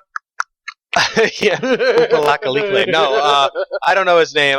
This was not part of my headline news. It just came up right now. Well, he said it, so go But with he it. was the 33-year incumbent accused for the past several elections of vote rigging. Guess you'll never In guess. Zimbabwe? You'll No way. you'll never guess who's currently the president of Zimbabwe. Oh, that guy. That same guy. Yeah. Folks, tonight on Headline News, we've had a lot of fucking down spots. Yeah, buddy. So, but this has been a fun I'm headline sorry news for bringing me. you down. It's time for Headline News that's a little lighter. What do you got for me? I What want do you to got for me, sir? welcome to the Marriage Equality State Assembly, Oh yeah. Minnesota and Rhode Island. Welcome. Welcome aboard, Minnesota and Rhode Island. Rhode Island I would is hope that the 13 fucking colonies would get on this quickly. in Rhode Island. They are the last of the New England states to be on board with the marriage equality stuff. But hey, it's better late than never, says the rest of the Union to Mississippi. Yeah, Mississippi, nudge, nudge. Yeah, get that Proclamation Act. Let's get this- the let's get Emancipation Proclamation. Let's get that ratified. Yeah. Time to get that through your state assembly. And then maybe start thinking about marriage equality. Instead of just filibustering. Right. So, Rhode Island, welcome. You're the 13th state, but and the last state in the New England states. Just before you, Minnesota was the 12th state. The second of the Midwestern states and the largest Midwestern state in population. Now that these two states have joined the Marriage Equality Union, 30% of Americans have the right to be married to whomever they please. 30% is a good start, considering how fast That's this the third, movement is. baby. I mean, Considering sure. how fast this movement is going, that's pretty quick. That's pretty good. That's like that. And thanks to the I call that evolution, sir.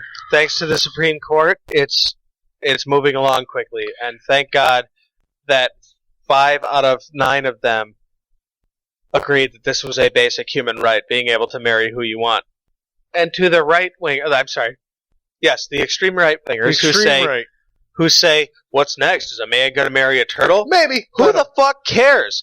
Listen, because you can marry a turtle doesn't change the fact that I want to marry a woman and am happy with that. It doesn't weaken my marriage. But my neighbor wants to marry a man and adopt 3 children and raise them in a house full of love and arts and crafts and culture. I'm just saying. Why's it got to be arts and crafts? Maybe Because I was going for the gay joke. Measuring, you know. I mean, gay people are criminals too. So. Yeah, fair enough. I was just going for the gay joke. I'm alright. I'm sorry. My bad. It was a fair joke to go. George Takei. Whatever. You say Takedo, I say tomato. He says Takei. So I'm just saying. I don't know. I only read him on Twitter. It's like he's also brilliant. Mame or May. Yeah. Yeah. It's anyway. He's brilliant on Twitter and Facebook. His Twitter, he retweeted somebody's Smarts tweet, and on Doma night, he said, whoever he was retweeting said, "It's important for us to keep in mind tonight a thought for our enemies who have lost nothing." Or something like that. I'm paraphrasing. I a little. remember exactly the tweet. But You're right. It was such a powerful thought that, like, these people who are not for marriage equality don't lose anything To have marriage equality. to have marriage equality. Yeah, it doesn't They're just affect fighting you. against you having something if it's for you. Huh. It's so absurd to me. So, congratulations, Minnesota and Rhode Island, for becoming the 12th and 13th states. Also, a quick To ratify equal opportunity marriage. marriage equality states. Yes. Also, a quick congratulations to Neptune, who got her 14th moon. Ooh, she did? It's a little bitty one. Well, you know, sometimes a little bitty They ones are start out important. so small, Yeah. and then they stay small for billions of years Billions and billions of because years. they're moons. And then they usually fall off or into the planet. They just discovered it. They gave it a name. It's digits and letters. It's not even a name. They're working on a name. No, they'll come up with something. 12 miles across this baby moon. Do you know what I forgot to ask our physicist? And What I'm going was it? to have to ask him Well, his views on Pluto. it's a planet. That's what I wanted to know. His views on that little ice rock following the orbit of the sun. I would like to answer that for him. Some people might say it's a subplanet. Those people are retards. It's a planet. All right, I'm going to ask him on Facebook. and It's see the if only that way the equals. song works. Do you know the planets 9? Mercury, Venus, Earth is next in line. Mars and Jupiter and Saturn in a row. Uranus, Neptune, and Pluto. See, it doesn't work without Pluto.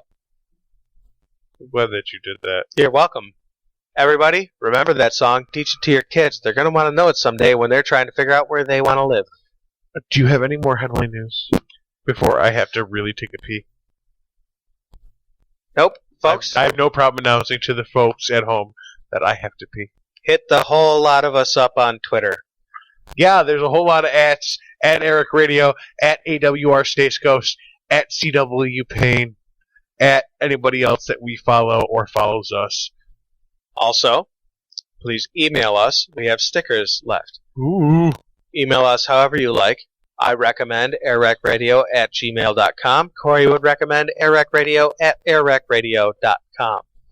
I would actually probably not recommend that. I would recommend then that you just stick to the AirWreckRadio at gmail.com. I wish I could recommend that, but my problem is I keep forgetting to check it. Well, that is a very real problem. So, folks, AirWreckRadio at gmail.com. What a Email realism for us the folks at home. with You know your what I mean? address. I will mail you a sticker. We have stickers left. Also, email us with anything else you have to add. And I would like to shove down people's throats one more time. Saturday, August 10th, we have 2 events going on simultaneously. Big deal. One, you'll be able to catch yours truly broadcasting it live periodically with updates via the social media. And a great big party with great people. I'm hoping to pick up some interviews. I'm so jealous. I'm definitely going to pick up some music from some bands. And I'm going to try to pass it on to the people in live form and, of course, in recorded form as much as possible. And, of course, we're going to have a little phone call from my dear friend.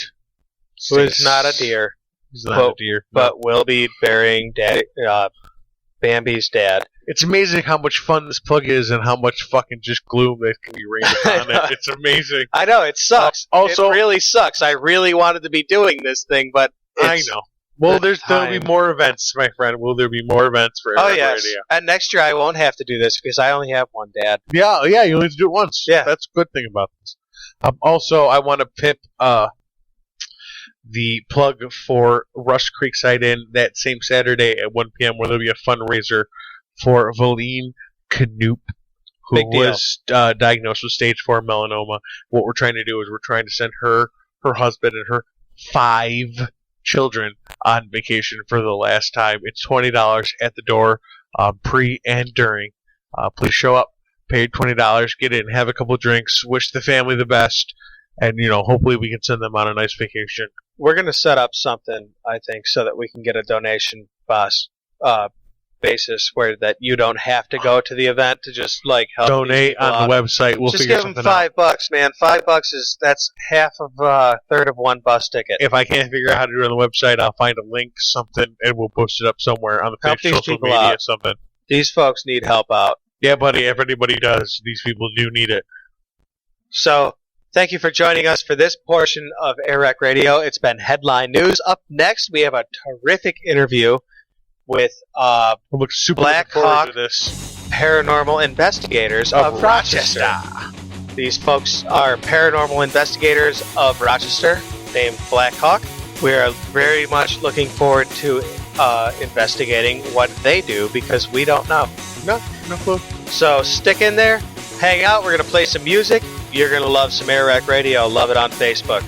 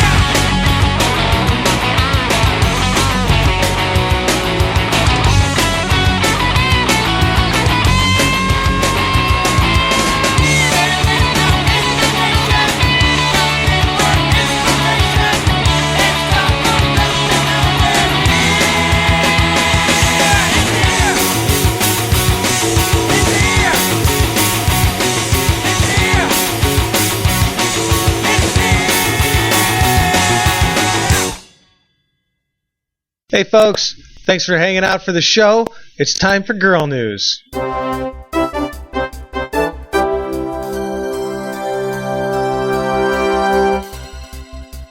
Today in Girl News, haters be hatin'. And that's been Girl News.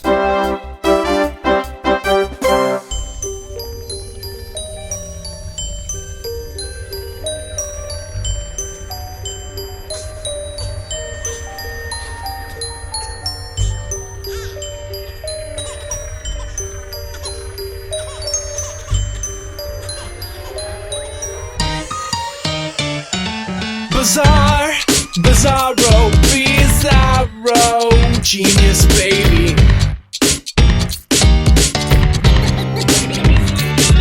Bizarre, bizarro, bizarro, genius baby.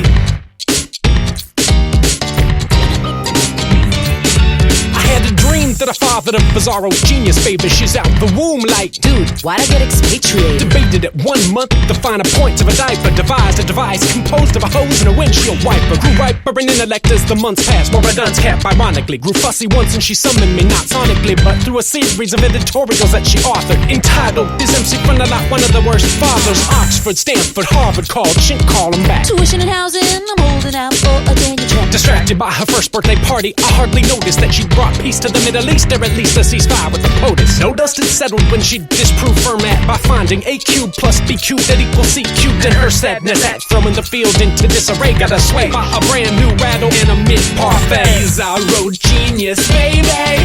At first I was elated, but eventually I grew concerned. Bizarro genius, baby. You prove my genes a grade A, but what of when tables turn? That was MC Frontalot with one of my new favorite tunes, Bizarro Genius Baby, here on AirWreckRadio. Joining us in the studios for a special live broadcast of our interviews is one of the co-founders of BlackHawk Paranormal Investigators of Rochester. In studio, we got real life Ghostbusters. They're real. They're in life. And they're Ghostbusters. Yes, they are. Your mic is on. Feel free to speak as much as you'd like. Say hello. Hi, everyone. Hey, look at that.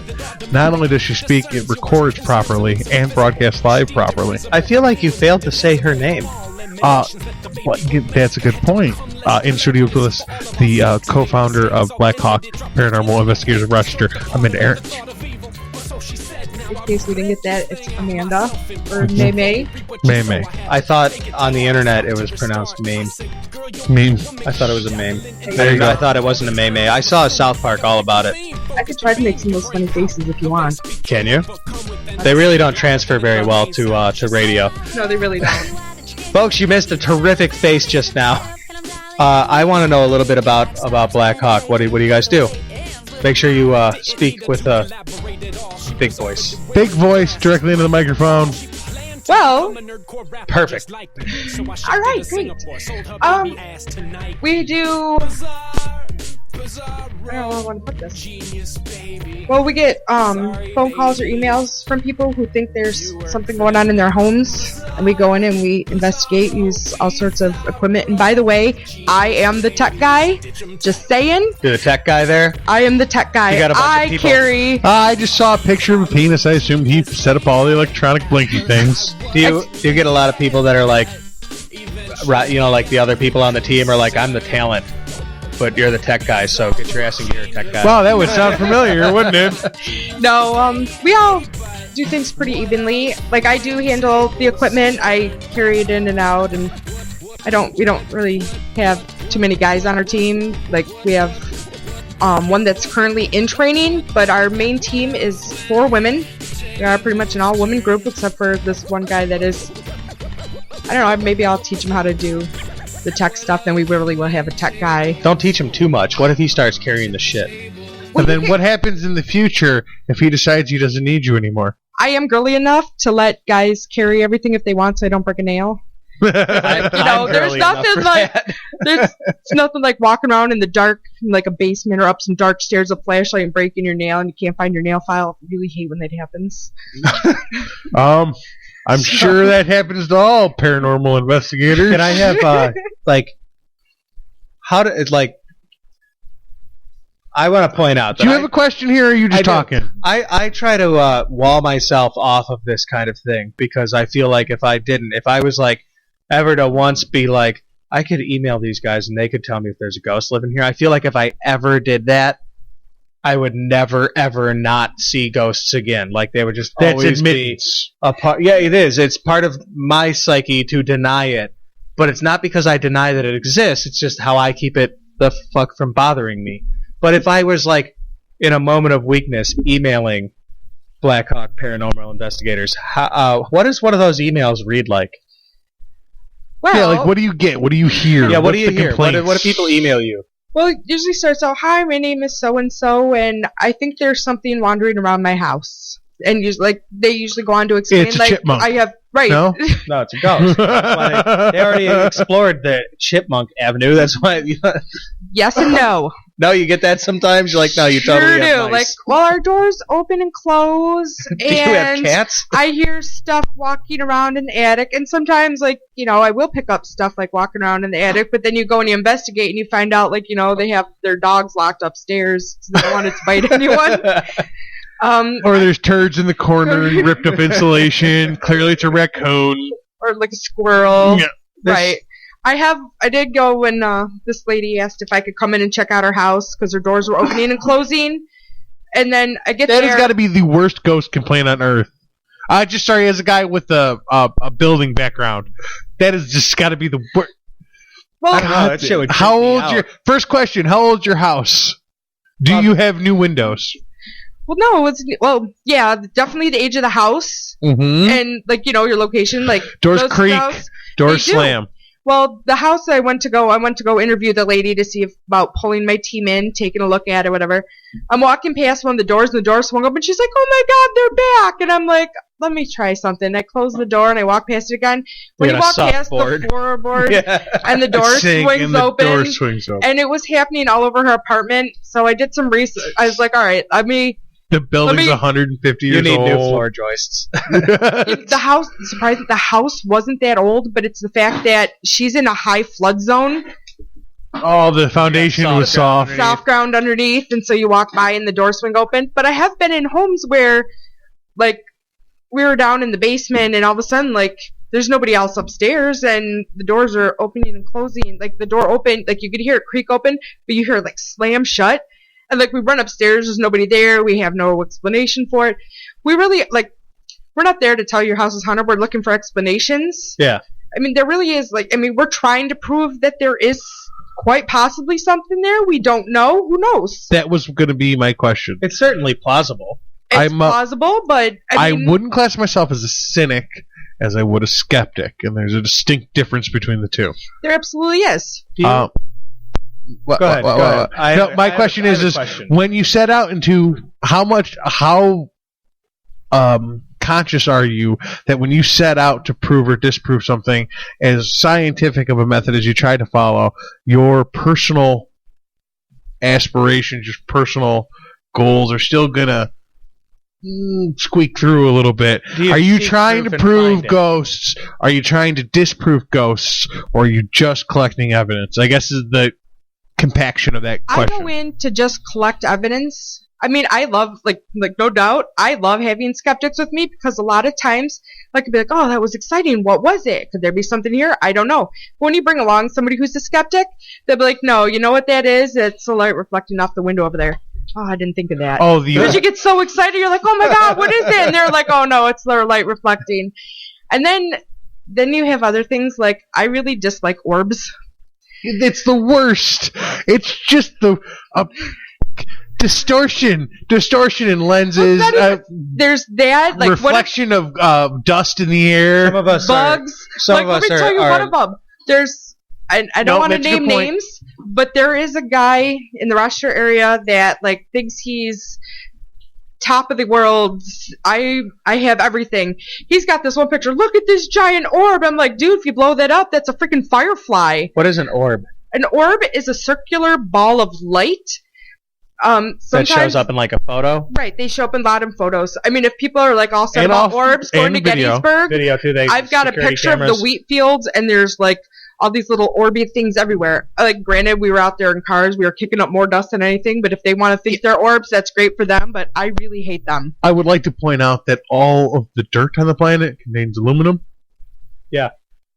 That's true. Most of the dirt. Which is reflective. Yeah. Yes. Especially in ultraviolet light situations and in night vision situations.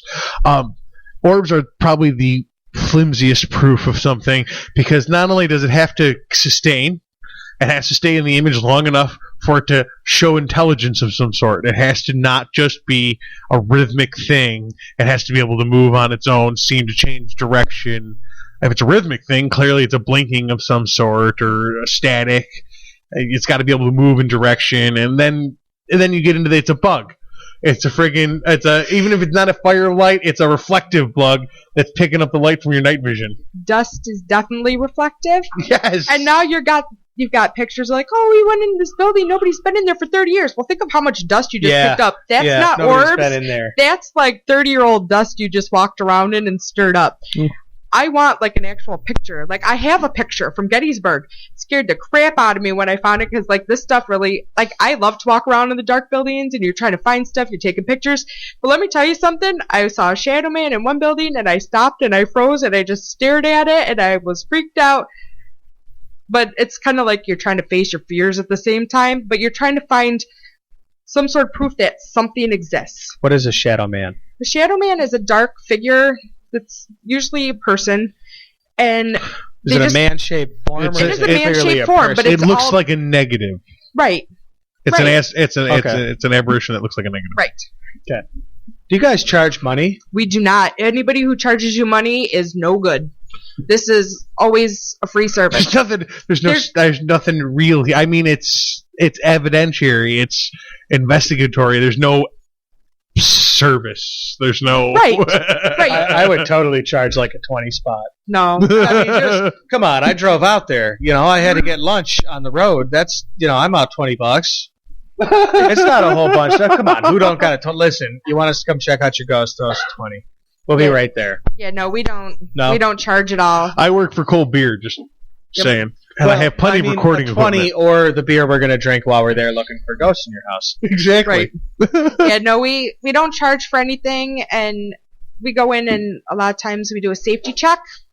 I mean, that's probably the biggest star right there is when you go into a building, you do a safety check with, you set up your equipment, but you're walking around like, oh, you know what? They've got like this little glass coffee table that's in the middle of the floor, and we're not going to see that in the dark. And I've walked into some stuff that people haven't mentioned, like, little end tables next to the hallway. Well, what if I'm trying to, like, kind of get a camera angle and I walk into an end table and it's got, like, some sort of expensive Ming vase on it? I do not want to be responsible for that. Hell no. Not to mention the bruise in my fucking thigh. Right. So, most of your work you do in the dark. Absolutely. I'd imagine so. What sort of equipment do you use in paranormal detection? Good question. I have an 8-camera DVR system. It's infrared cameras that I set up. There's a millimeter, which tells you the temperature. It tells you what kind of like electromagnetic fields around you. It could okay. Get as specific as you feel like you want to, please. Right. There's I like to use a lot of times I like to use just like a recorder, which is like a tape, like with an answering machine tape kind of thing. Yeah, just a little handheld recorder. I like to use that mostly, and that seems to pull up from what I know. That seems to pull up the most results. It really does. A quick the problem with the electromagnetic field tester is that the older the house, the shittier the sheathing on the wiring, the more disruptive that gets. That's why I carry it around, because the higher the EMF readings in your house, people complain of like, oh, I'm being watched. But now you go into a lot of these older houses with older wiring. I use oh, you're just getting baked with electromagnetic radiation. Absolutely, and that will cause feelings of like paranormal. It will make the hair on the back of your neck stand up. Even if you don't prove that there's something paranormal going on there, I can make sure they check their wires. That there's something real going on. Yeah, I mean, I walk around like my EMF meter, and I check outlets, I check lights, I check, check stoves, check your washer and dryers, because I've been in places too where like the EMF readings are unbelievable in the house, and then you've got like this light that they're changing out, and you look at the wires and they're incredibly old, and they're they complain mostly feelings of paranoia and being watched, and a lot of that could be just like from the high EMF readings. When you get too much of it, then there's also a certain amount of written in your brain. Now you get the tingly feeling in the back of your neck and the door slams shut. Instantly, that horror movie you saw when you were 12 that kept you up all night flashes in your head. Just for a split second, you put it down. But that's the spark of a lot of... Now, all of a sudden, now you hear footsteps when there was just the floor creaking. You feel things when it was just a little bit of static that jumped down your neck. It was... Right. Then you have to learn to, like, I've been doing this for 8 years. You learn to step back, stop, take a deep breath, and then think about, like, okay, wait, what's going on here? Wait a moment, I gotta stop, like, think about what's going on. Like, why did this, like, what caused this to happen? So you take the time to approach it scientifically. You really have to, yeah. You can't just go in. If you go in looking for evidence of ghosts, you're going to find evidence of ghosts. Absolutely. Until you take the time to also look for evidence of electrical interference and the things that we don't generally account for. Until you can show me a written journal of the scientific method, I'm afraid to use the word scientifically, but at least with a common sense base. Well, you go in disbelieving. A negative base, yeah. Absolutely. And which is a scientist's point of view. Right. I do try to disprove a lot of stuff. Like, I'll be going back through my DVR system, and I'll be watching the cameras, and like I'll stop and have to rewind and choose which camera I blow up. Like camera 2 had something weird in it, and I blow it up, and I've got to really look at it and like no, that's that's what this is. That was my reflection against the window, or like, oh, there's a mirror there. That's not something that's me. That was always Same my... with shadows. You got to watch shadows too, because what if somebody's walking behind you with you know, a flashlight or the camera, and you know, I was like that. All those shit. If you look at, we'll say 50% of the ones I've seen, like videos I've seen, the TV ones, you'll see the shadow move across the guy, but it's the cameraman. You can, the backlight is reflecting off the guy in front of him. Yeah, reflecting off the front of the cameraman, creating just enough shadow to make movement, but nothing real solid. But you can tell the angles. But like, part of my thing too, with mirrors and everything, and like reflective, I gotta remember to take my earrings out sometimes, because my hoops will like, I'll be like walking around like the flashlight, and I'll jingle, jingle, jingle right off the mirror, and it like bounces off my ear. I'm like, oh my god, what's behind me? Oh, that's me. It's me. And like, and then you stand there because you're an idiot, because you just scared yourself for no reason. Especially like, since you wear glasses, and with glasses you'll get weird things that like it's the reflection of the glasses off the corner of your eye, right, back into the glasses. Yep. Now, part of it too, that when you're reviewing evidence, like especially pictures and video, they have this, it's called matrixing. Like, you'll stand there and you'll be like, oh, okay, what is that? What is that? What is that? But if you stare too long, then you start to see stuff like, what is that in the tree? It's really just the shape of the branches and the moon coming through. Oh, it's cloud staring. You stare at a cloud long enough, it'll look like something. Right. So I have a pretty a question that's like burning my head up right now. These days, I should think that this is done a lot differently than it used to be done, but because you have a difference between digital and analog. Right. What is there a difference? You know, I really don't think so, because a lot of times, like, analog stuff will pick up stuff just as well as digital. Digital is just easier to record. I would be inclined to think that analog might be a little more sensitive to it, because it's like, it's real. It's about vibrations. Yeah, it's literally about electromagnetic vibrations. That's what analog sound is. Like, analog's as good as the tape it's recorded on, which means that, like, if the tape should be vibrating, it's going to pick up. But digital is as good as the data recorder. Yes. Which can only be as good as itself. Yep.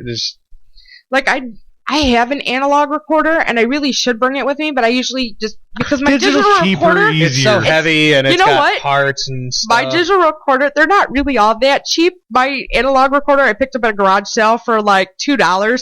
My digital recorder was like $30. So sometimes yes, sometimes no, but it's smaller, it's portable, and I have a tendency to like put it down and leave it, and it just records, and I come back in half an hour later, and I'm like, oh, that's a lot of recording. So, like, I mean, analog, you know... Listen, people build radio empires off $30 recorders. Sure do. Yeah. Yeah, people like AirWreckRadio. Bingo. I wanted to talk to you real quick. A website I follow on the Facebook, one of the like pages, is called Rochester Subway. It's rochestersubway.com. Yep. They have a picture, a photo, I don't even know the word I'm looking for, but it's a photo article of somebody who broke into the drawing a blank on it now that I wanted to talk about the Subway or the Terrence Building? No, the Terrence Building. Right. Thank you, sweetheart. Thank you. The Terrence Building. Somebody broke into the Terrence Building. People break into it all the time. Just watch security. Anybody who's ever driven past that giant, empty, haunting, fucking psycho hospital. Yeah.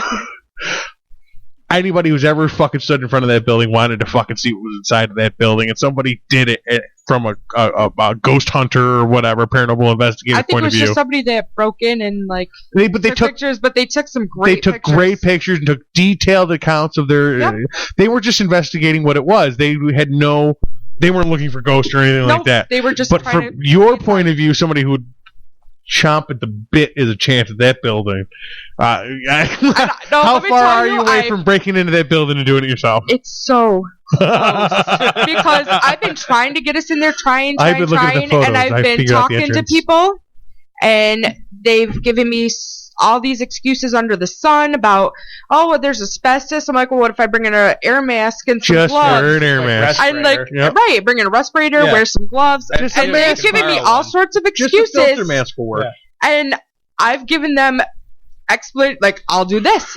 Well, we don't really have the insurance for the building. I will sign a waiver. The only thing I would be worried about doing illegally would be structural soundness. Parts of that building have been shut down for 50, 60 years. Parts of that building have been shut down for a very, very long time. Most of it's only been down for 20, 25 years now. Something like that, yeah. But there are wings of that building been shut down since the fucking 60s. Yep.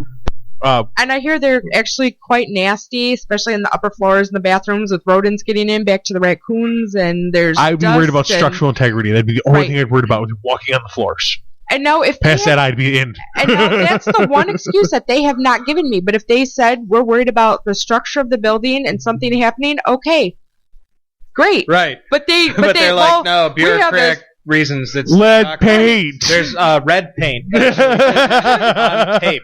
Right. We see this tape. We painted it red. You can't go in. You can't go in. So I wanted to touch on that, and I wanted to plug RochesterSubway.com. I really like their Facebook. I really like that their website Facebook too. What's that cool place you guys have been? I want a ghost story. That's where I was going, buddy. I think my favorite place to go visit is the Palmyra Historical Society. They have 5 buildings. I've been in 3 of them. They've got their main museum. 3 down, 2 to go. That's right. And I think maybe more often we frequent, like, the more buildings we end up going in, because Bonnie and Steve are fantastic people, and I just love them. But upstairs, it's the Phelps building, they call it. It's the old market. It was a little market shop. Yeah. And they've got, like, these eggs in there that are, like, they're like from the 50s or something. Holy shit, like Cool. chicken eggs? Like, no, yeah, they're like eggs. They're like in this case, and they're like way old. And I'm like, oh, if that broke, Let's that would boil 'em suck. and You ever get there really hungry and be like, I wonder what it tastes like? But you trip your balls off. I wonder what the environmental controls are in that building that they preserved like that. Right. II Palmyra was like. yeah. That was dry and cool building. I'll tell you what. But they've got some great old antique stuff in there. But you go upstairs, and this is where the Phelps family used to live.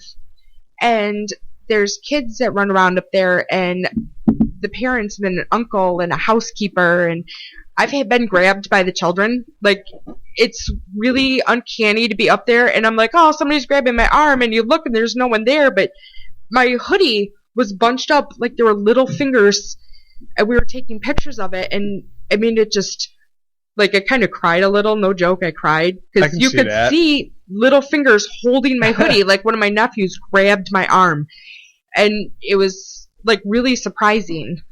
I can see that creeping you right the fuck out. Sure would. Yeah. And then in the main building, again upstairs, there's children. We have EVPs of the children singing "Twinkle Twinkle Little Star." Really? Yep. Downstairs You in the will. main hall, there was a bar there, and the bartender's name is James. We've used flashlights to talk to him, like yes or no questions with flashlights. Flashlights, I'm a little skeptical on myself, but there's a way to do it with a mag light. Like, again, it's one of those that, like, it's a connecting thing, and I don't know with how accurate they are, but, you know, when they start to flash on and off to your questions and it responds over and over and over again, you kind of start to wonder.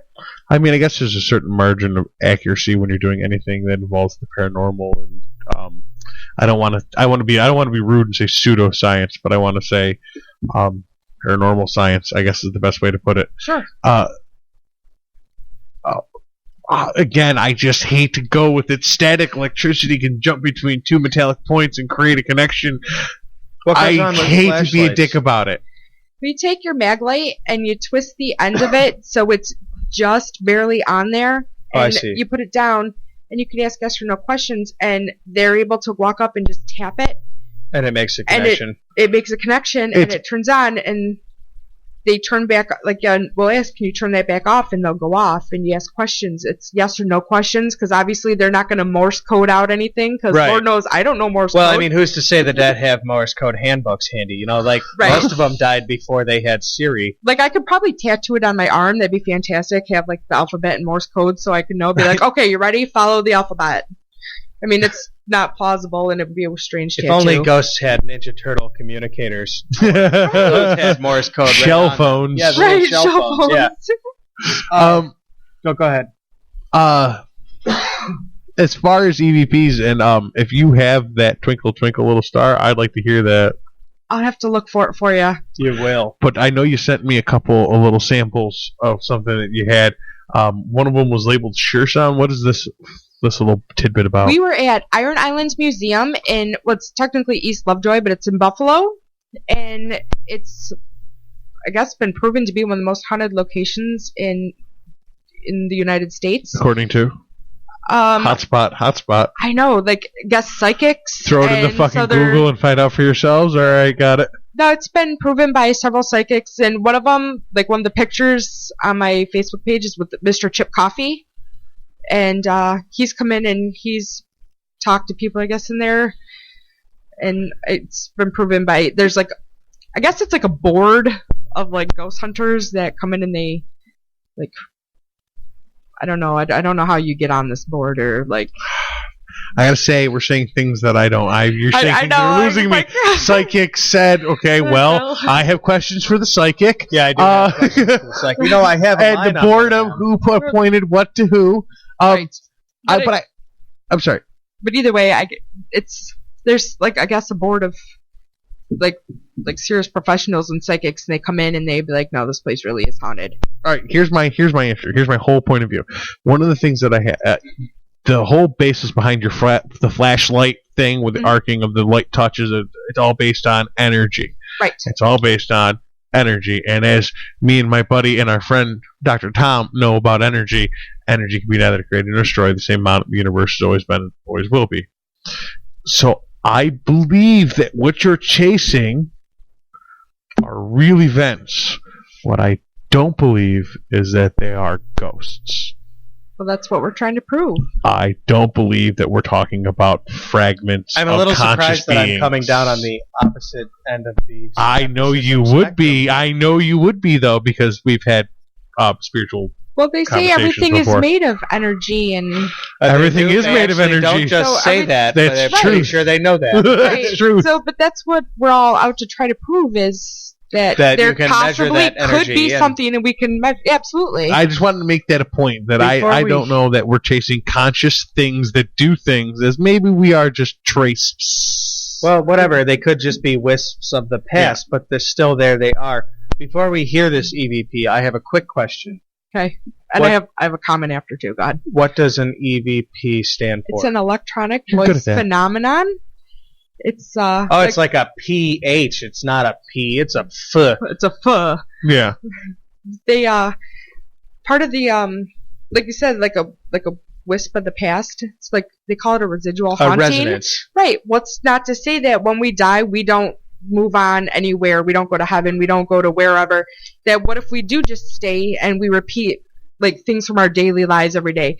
Like, you know, you got this, like, you know, back in the war, what if, you know, this maid really is every day still baking bread even after she's passed on? I'm not. We don't know. thinking. That's what we're trying to. That's what we want to prove, is that there could quite possibly, definitely be something out there. I'm not saying that possibility is not true. To say the possibility something is untrue would be totally ignorant.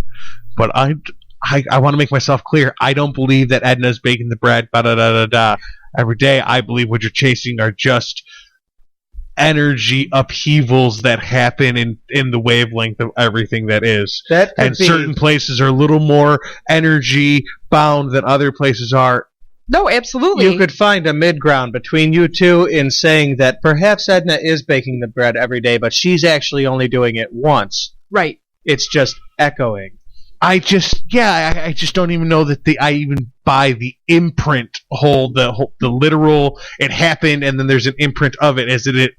I'm saying it's just a random occurrence of energy. Well, uncertainty is the glue of curiosity. Absolutely, sir. Yep. Let's hear one of these EVPs. All right. Yeah, what was your comment before we get to the EVP? Oh no, I already said it. But Did you the get it? first EVP I want to make sure you is heard out. at Iron Islands Museum, and it was actually caught during we have very strange conversations. I'll go on to that more later. Go ahead and play the clip. Hello? Shut up. Give me the squirt gun, squirt in the head. Shut up.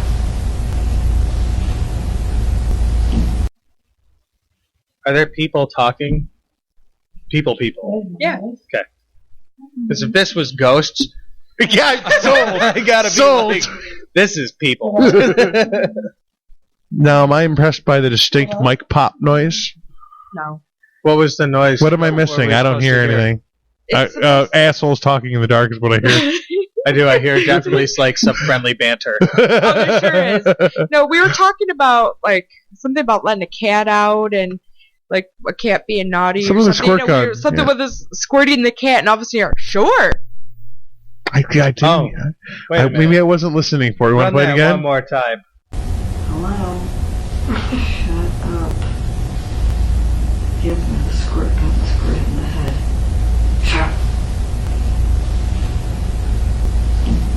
That was not one of you. No, it was not. We're doing it again. That said sure? Sure. Yeah, that wasn't us. We replayed it again, and we're like, no, that's not us saying Oh, that. holy chills. That's very evident. There's Hello? Shut up. Give me the squirt gun, squirt in the head. Shut. It does almost sound that's synthetic. not one of It almost that's does. not one of the people in there. No, it is not. Come on, pinky swear. I pinky Pinky swear. swear. Real life pinky Real swear life going on pinky right swear. here. Witnessing the pinky swear, it makes it official. Well, that is creepy as fuck. It almost sounds, if you listen to it, I'm an audiophile. If you listen to it, the wave pattern almost sounds high register, like a computer recording. It's not.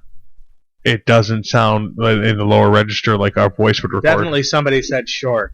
Yeah. That is undeniable. There was somebody said short. And it does. It's not natural sounding. It's not. Well, thanks for giving me the chills. No problem. pretty You know cool. what? I still get the chills while I listen to them because and let me tell you some of the other conversations. There's a couple that like I was like, oh, I could bring this one if I can find it. Oh no. Did you guys hear that like with your real ears too, or no? No, but some of them I have. Yeah. Some of I have. We were out at the East. I find it more convincing when you didn't hear it with your real ears and it showed up on the videotape, Right. audio tape, whatever. We were out at the Eastman Dental Building and like I Ooh, heard good this building. rock. Like it sounded like somebody kicked a rock, and I looked around and I'm like, okay, there's people up there, but it's behind. I'm like, okay, whatever. Kind of walking around, nothing. Well, there's these cubicles set up upstairs, and I go to walk in the cubicle, and there's this flash of light, and it felt like somebody punched me in the stomach. Like all of a sudden, there's like knocked the wind out of me. Come here, let's test that. Let me finish my beer first. Oh, you're gonna want some of that for after. Damn it. Holy awesome, other great building of pain, fucking Eastman Dental Building. Yeah, no doubt. We were actually in there investigating while they were trying to set up for Halloween. So now you're walking around, there's creepy ass shit down in the downstairs, and you're walking through, and you're like, oh, what the hell is that? Oh my god, what is that? They got this all forest thing, and there's like skeletons and stuff hanging out. So you go and you turn your flashlight, and there's like a skeleton that scares the crap out of me. Mannequins are the same way. You're walking around, and all of a sudden there's like somebody Oh, there. Jesus. You're like, ah! Oh my god. It's a mannequin. Yeah, mannequins are creepy. All right. Yeah. You sent me another video file or audio file Yeah, what's that whispering. about? It's the humming. Humming. The humming that was taken out at Margin Manor. That was actually an event. It's a haunted winery again out towards the Buffalo area. Mhm. We really do stuff locally. I swear, not just Palmyra and Buffalo. Oh, hey, that's where the ghosts are. That's where I'm going. Like I said, we were out at the Eastman Dental Building. That's downtown Rochester here. But we were out at the Margin Manor. It was a wine tasting and then an investigation afterwards. And we had kind of like trying to ask questions, see if we could get anything. I would and be remiss we if I really didn't weren't. point out that like your judgment is bound to be impaired after a wine tasting. if I didn't point that out, somebody would be like, No, but you Why- know Whoa, what? wait a minute. Come Booze on. plays a part in this. When you're stumbling around in the dark with a flashlight, You're it's probably a so little much more more receptive. fun. Yeah. But we were walking around, and we were in the basement. We're standing around, and we caught some humming. Some humming. Some humming. All right, So I'm we gonna go. should be listening for some Some weird ass humming. humming. Right. Okay, because the first one we missed it because we Because didn't know it what we were sounded listening for. so It was like so it was much there. like a word. Yeah. All right, ready? I know where. There he is. I'm addicted each day. I know this. What kind do you have? What kind did you bring? Oh, mine's just an A-bad one. Oh, I love that stuff. I have Nivier. One of my favorites. I have like 6 more in my coat. I keep it in my car. I'm addicted. I need the light. Where are we supposed to go? We're gonna all stand right in here. I'll tell you. It was that right in the beginning, wasn't it? It really was. That ooh. Yeah. We both felt it, and it was more than humming. I know where. There he is. I'm addicted each day. I know they slap. What kind do you have? We had a group of us, but the humming, like, that was a recording my mom took. It was, like, right next to her, it sounded like. What did you record it on?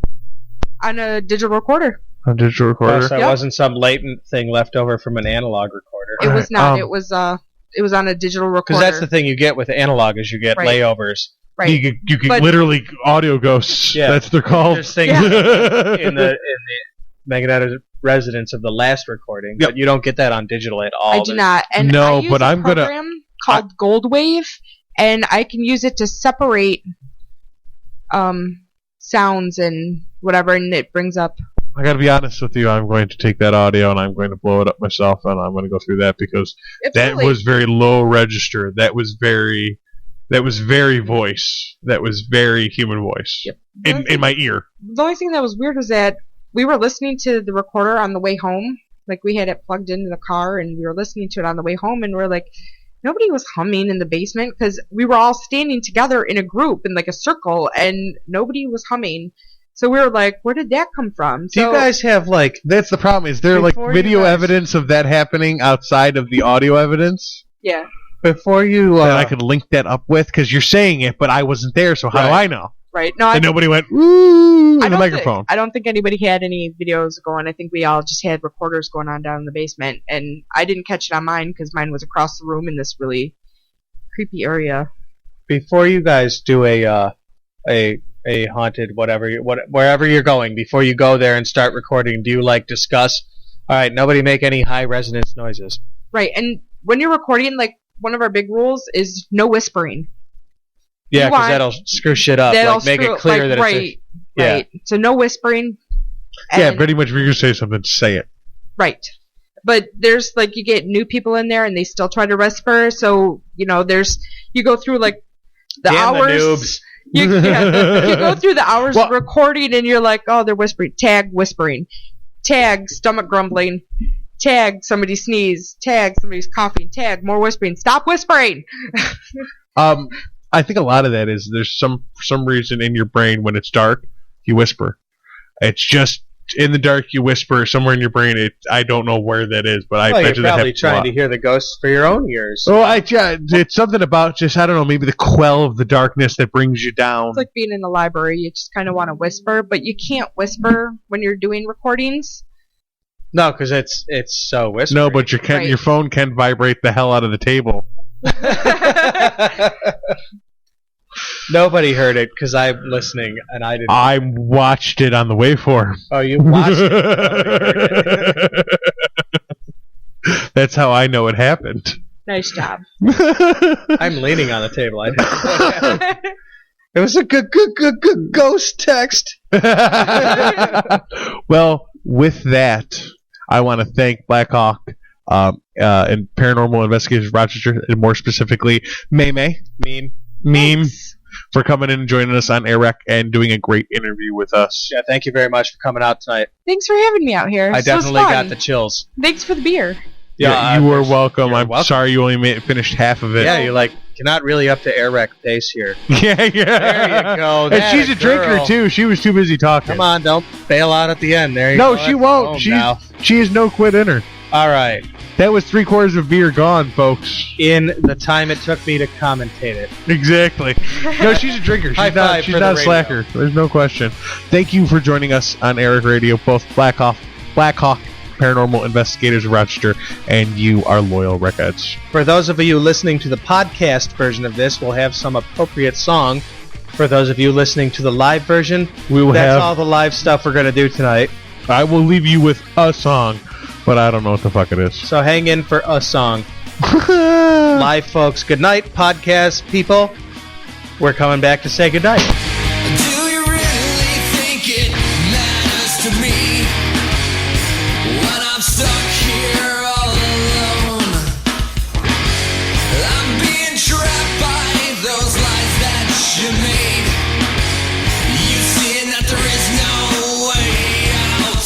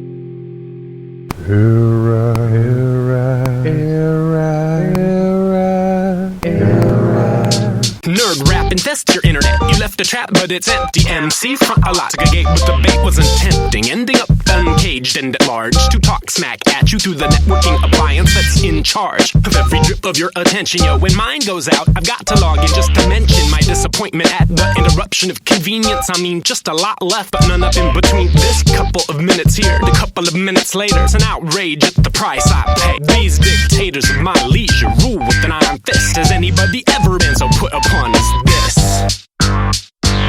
Your GPS run out of battery. First world problem. Got to wake up Saturday. First world problem. You just delayed the honeymoon. First world problem. Pledge season's coming soon. First world problem. Half your friend list is spam accounts. First world problem. And your center channel speakers out. First world problem. Your center channel speakers out. I can hear that it's not on. Buffy, my hair regrowth cream is mostly ineffective, and I'm struggling to keep this in perspective, but I feel like a massive injustice occurred. Says regrows hair on the tube, and the words in a third or maybe a quarter of all users. I must have got swindled. Is it a fault of whose is? Ooh, Muffy, I had all the servants tortured. Did you keep them on retainer? Did you got some more on order? Cause I can't comb my hair on my own no more. I got accustomed to the lifestyle, sniffed upon the spore, and it molded up my innards, made the blood turn blue. Muffy, there's a revolution. What can it do? Misplaced the Ambien. First world problem. Left a participle dangling. First world problem. You're scheduling your root canal. First world problem. Your grad schooling had no rationale. First world problem. You didn't like your appetizer. First world problem. Your yacht got capsized. First world problem. Your yacht got capsized. The first world problem that you have with your yacht. Hey everybody, welcome back. I hope that you enjoyed our interview with BlackHawk Paranormal Investigators of Rochester. Pior. P-I-O-R. Pior. The best way to remember them is that they are BlackHawk Pior. Nobody wants to play with Pior. Oh, poor Pior. But that's not true. I actually enjoyed our time with Pior, the BlackHawk. I sure did. Yeah, Paranormal Investigators of Rochester. Yep, BlackHawk Paranormal Investigators of Rochester. We're in here answering our questions and having, just all sorts of fun with us. That thing where they had that let's shoot the cat in the face with a squirt gun, and the ghost was like, sure. That creeped me. That's on the level they say it's on, dude. That's creepy as shit. Yeah, I will.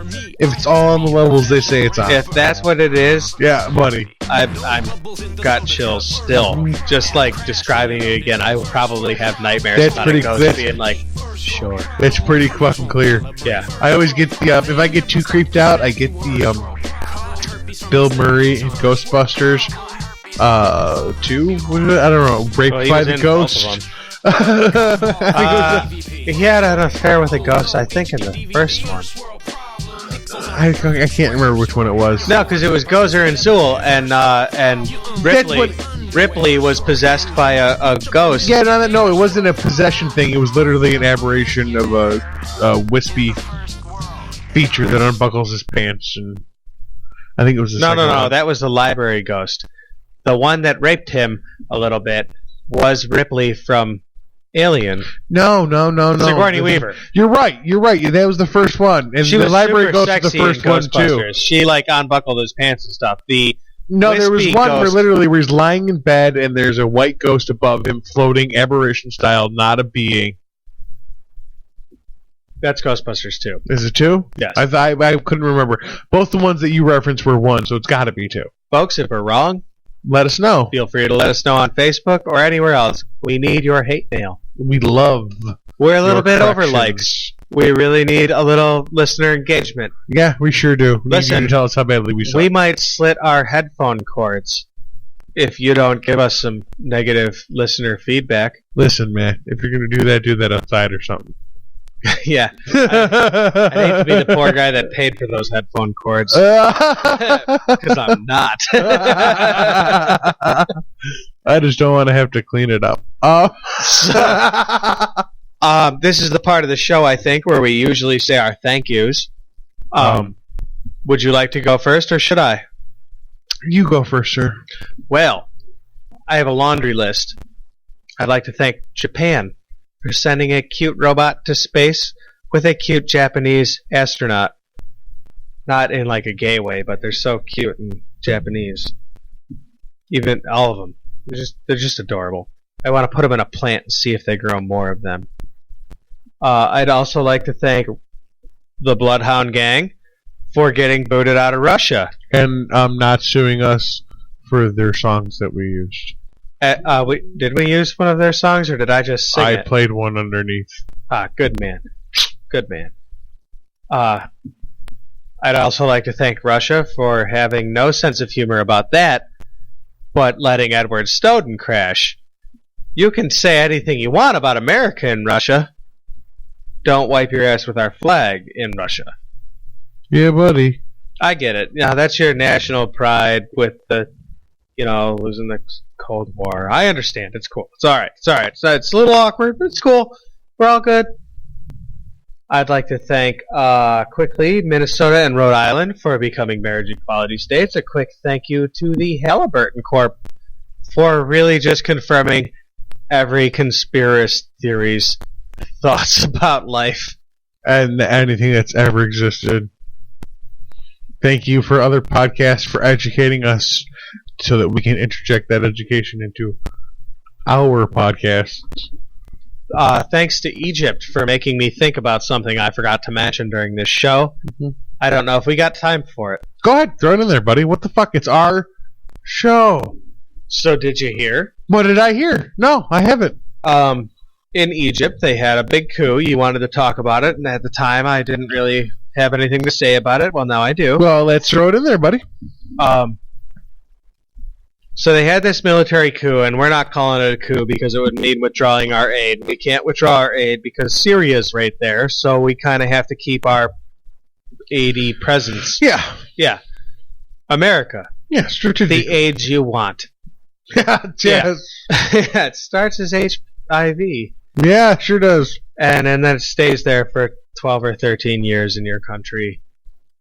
But in Egypt, they really need us, and we really need them because they're our buffer to Syria.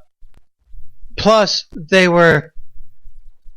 had elected a Muslim Brotherhood guy who, he came out as a Muslim Brotherhood guy after the election.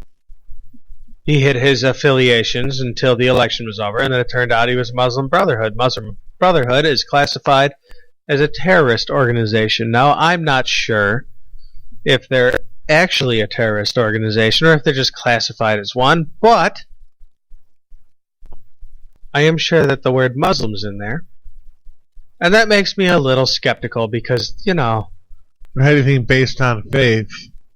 I don't really see a lot I don't have a problem with Muslim. I don't care if it said the Christian Brotherhood. I wouldn't trust it. Pagans don't generally strap bombs to themselves and blow up things. I still don't even care. Even if it said the Christian Brotherhood, I would have trusted as a government party. I would agree with that. As a government party, I would Buddhist Brotherhood, I don't care. That as a government party, get the fuck out, boy. But that's Egypt. They don't have separation our of ideology like we do. They don't want it like we do. Well, they're entitled to their opinions. It's their own country. But their president turned out to be President Morsi. President Morsi turned out to be a Muslim Brotherhood representative, which was unbeknownst to the people, and the People's Army overthrew him. Mm-hmm. And now the Muslim Brotherhood sympathizers are performing in sit-ins. And the strange thing about these sit-ins is nobody's exploded.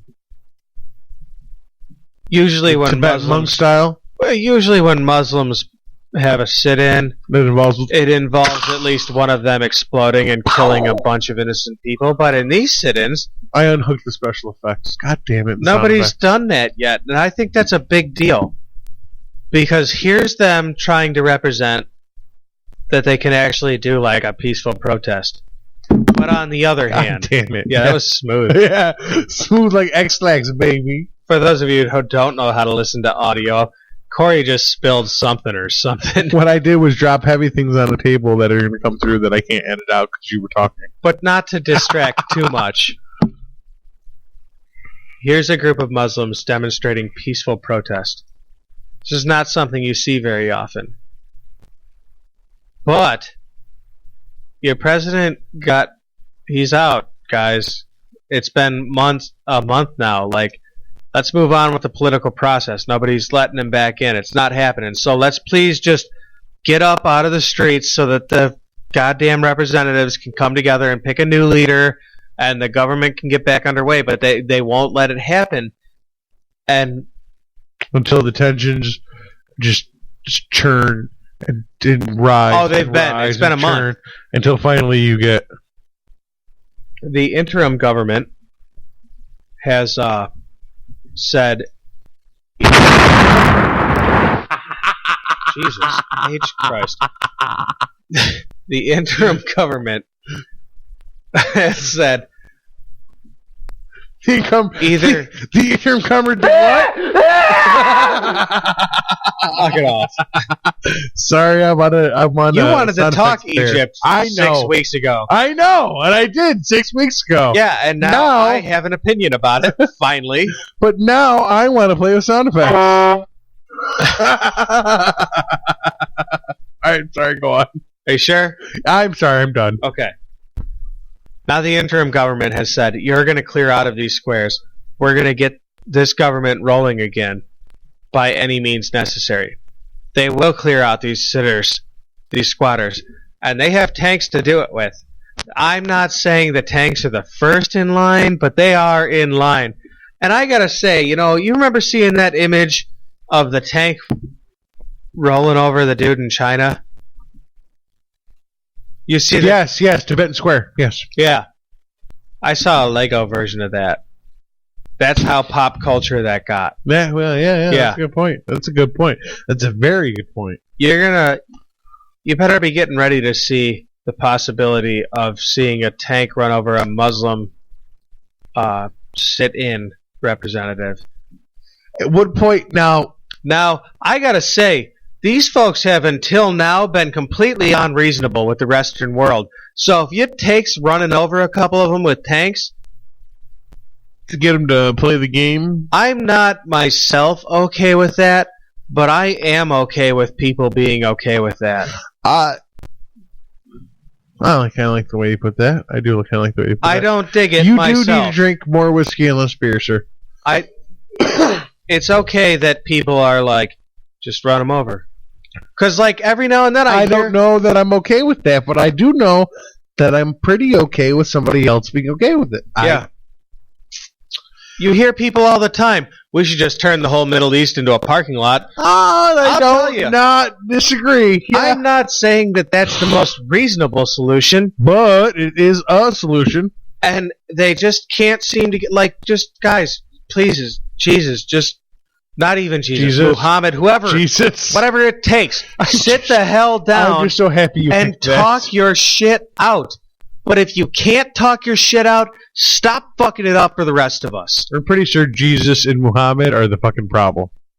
I don't think Jesus and Muhammad are the problem. I think that this notion of God who says that to me is one way and to you is another way. Yeah, that's pretty much what I'm going for. If you can't see that that's just the difference between you and me, and not the difference between our gods, get the fuck out of the way. It's okay to have faith, but have faith that other people can have faith too in whatever they want to have faith in, and that's good. It's as beautiful for them as it is for you, even if you don't agree with it. Even if you don't agree with it, it's as beautiful for them as it is for you, and just everybody... live and let live, man. Some goddamn rocker said it. I don't know. Maybe it was John Lennon. Maybe it was the Rolling Stones. Live and let live. Maybe it was Bob Dylan. I don't know. Could have been John. I can hear it in my head, and I can't tell you Live who and did Let it. Die. Yeah, it's Guns N' Roses. I'm pretty sure. They do a cover. They do a lot of covers, surprisingly. I don't know. Anyway, we're pontificating like a couple of fucking asswipes. The important part of my message here: belief. We're waiting. It's an individual experience belief. Mm-hmm. Understand that what you believe is strong in you, and it's a good thing. It's good to be strong in your beliefs, but believe in the people that you know. Of course it is. Believe in the people around you that their beliefs, they're as strong in their beliefs as you are in yours. And that's a good thing. But don't ever think that your beliefs are more right than theirs. And them, don't ever believe that your beliefs are better than ours. Believe what you want. Listen to AirWreck Radio.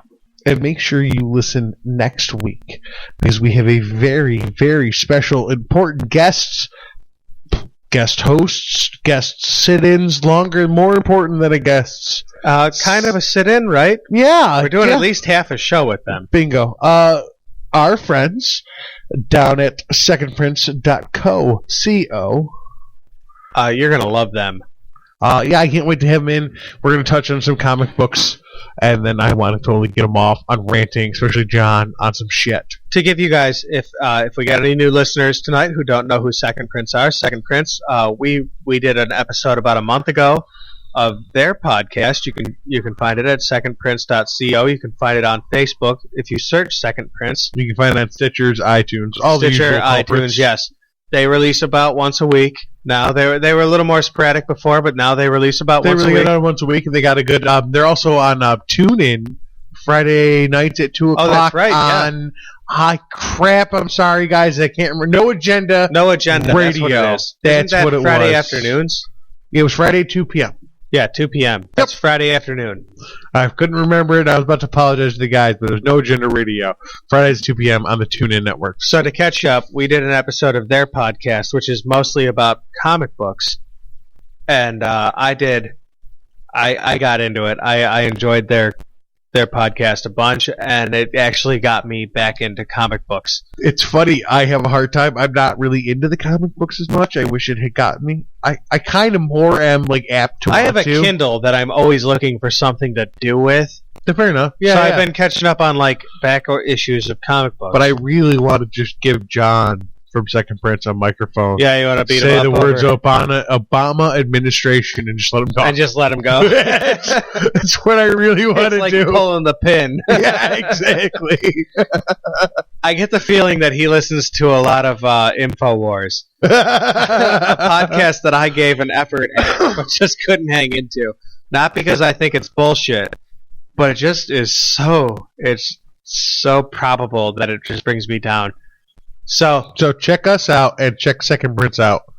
Their shit is about podcasts and media and other bullshit. Their tagline is comic books, pop culture, and general bullshit. That's their tagline, sir. So check them out. If you can't check them out because you're just not interested enough, check them out here next week. Starting tonight, you know what you can do? What? You can go to AirWreckRadio.com. You can click on the Friends of the Show tab. AirWreckRadio.com. AirWreckRadio.com. What's that? Exactly. I'm glad we both went for the same bit. What is that? That is the home on the interwebs for AirWreck Radio, your favorite radiocast. It is my favorite radiocast. And the best on the webs to shove in your empty holes. Someday we're going to have... Yes.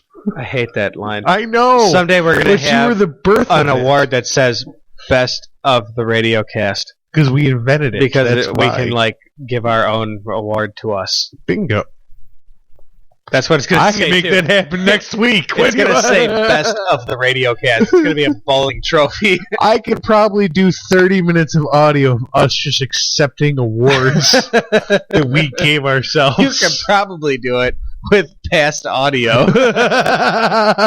So, folks, thank you so much for joining us at AirWreck Radio. Check us out. Like us, please. But you know what? We got lots of likes, and I love the likes. But please, will somebody fucking follow me on Twitter? Follow Corey I beg every week, and you cocksuckers just won't go to the Twitter and follow me. Corey, I think that the problem is... Because I call them cocksuckers? I think that... No, I don't think that's it. I think they really enjoy being insulted by their favorite radio cast hosts. I think the problem is that they don't know where to follow me.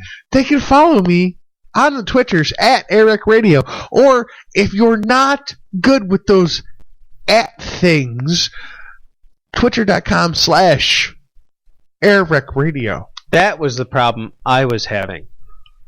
Until I started being on Twitter. Until you figured out what at and slashes and all that now was. You can follow me at AWR Stace Ghost on the Twitter. The Twitters. Follow me. I try to say something at least once a day. It doesn't always happen, but I've been trying.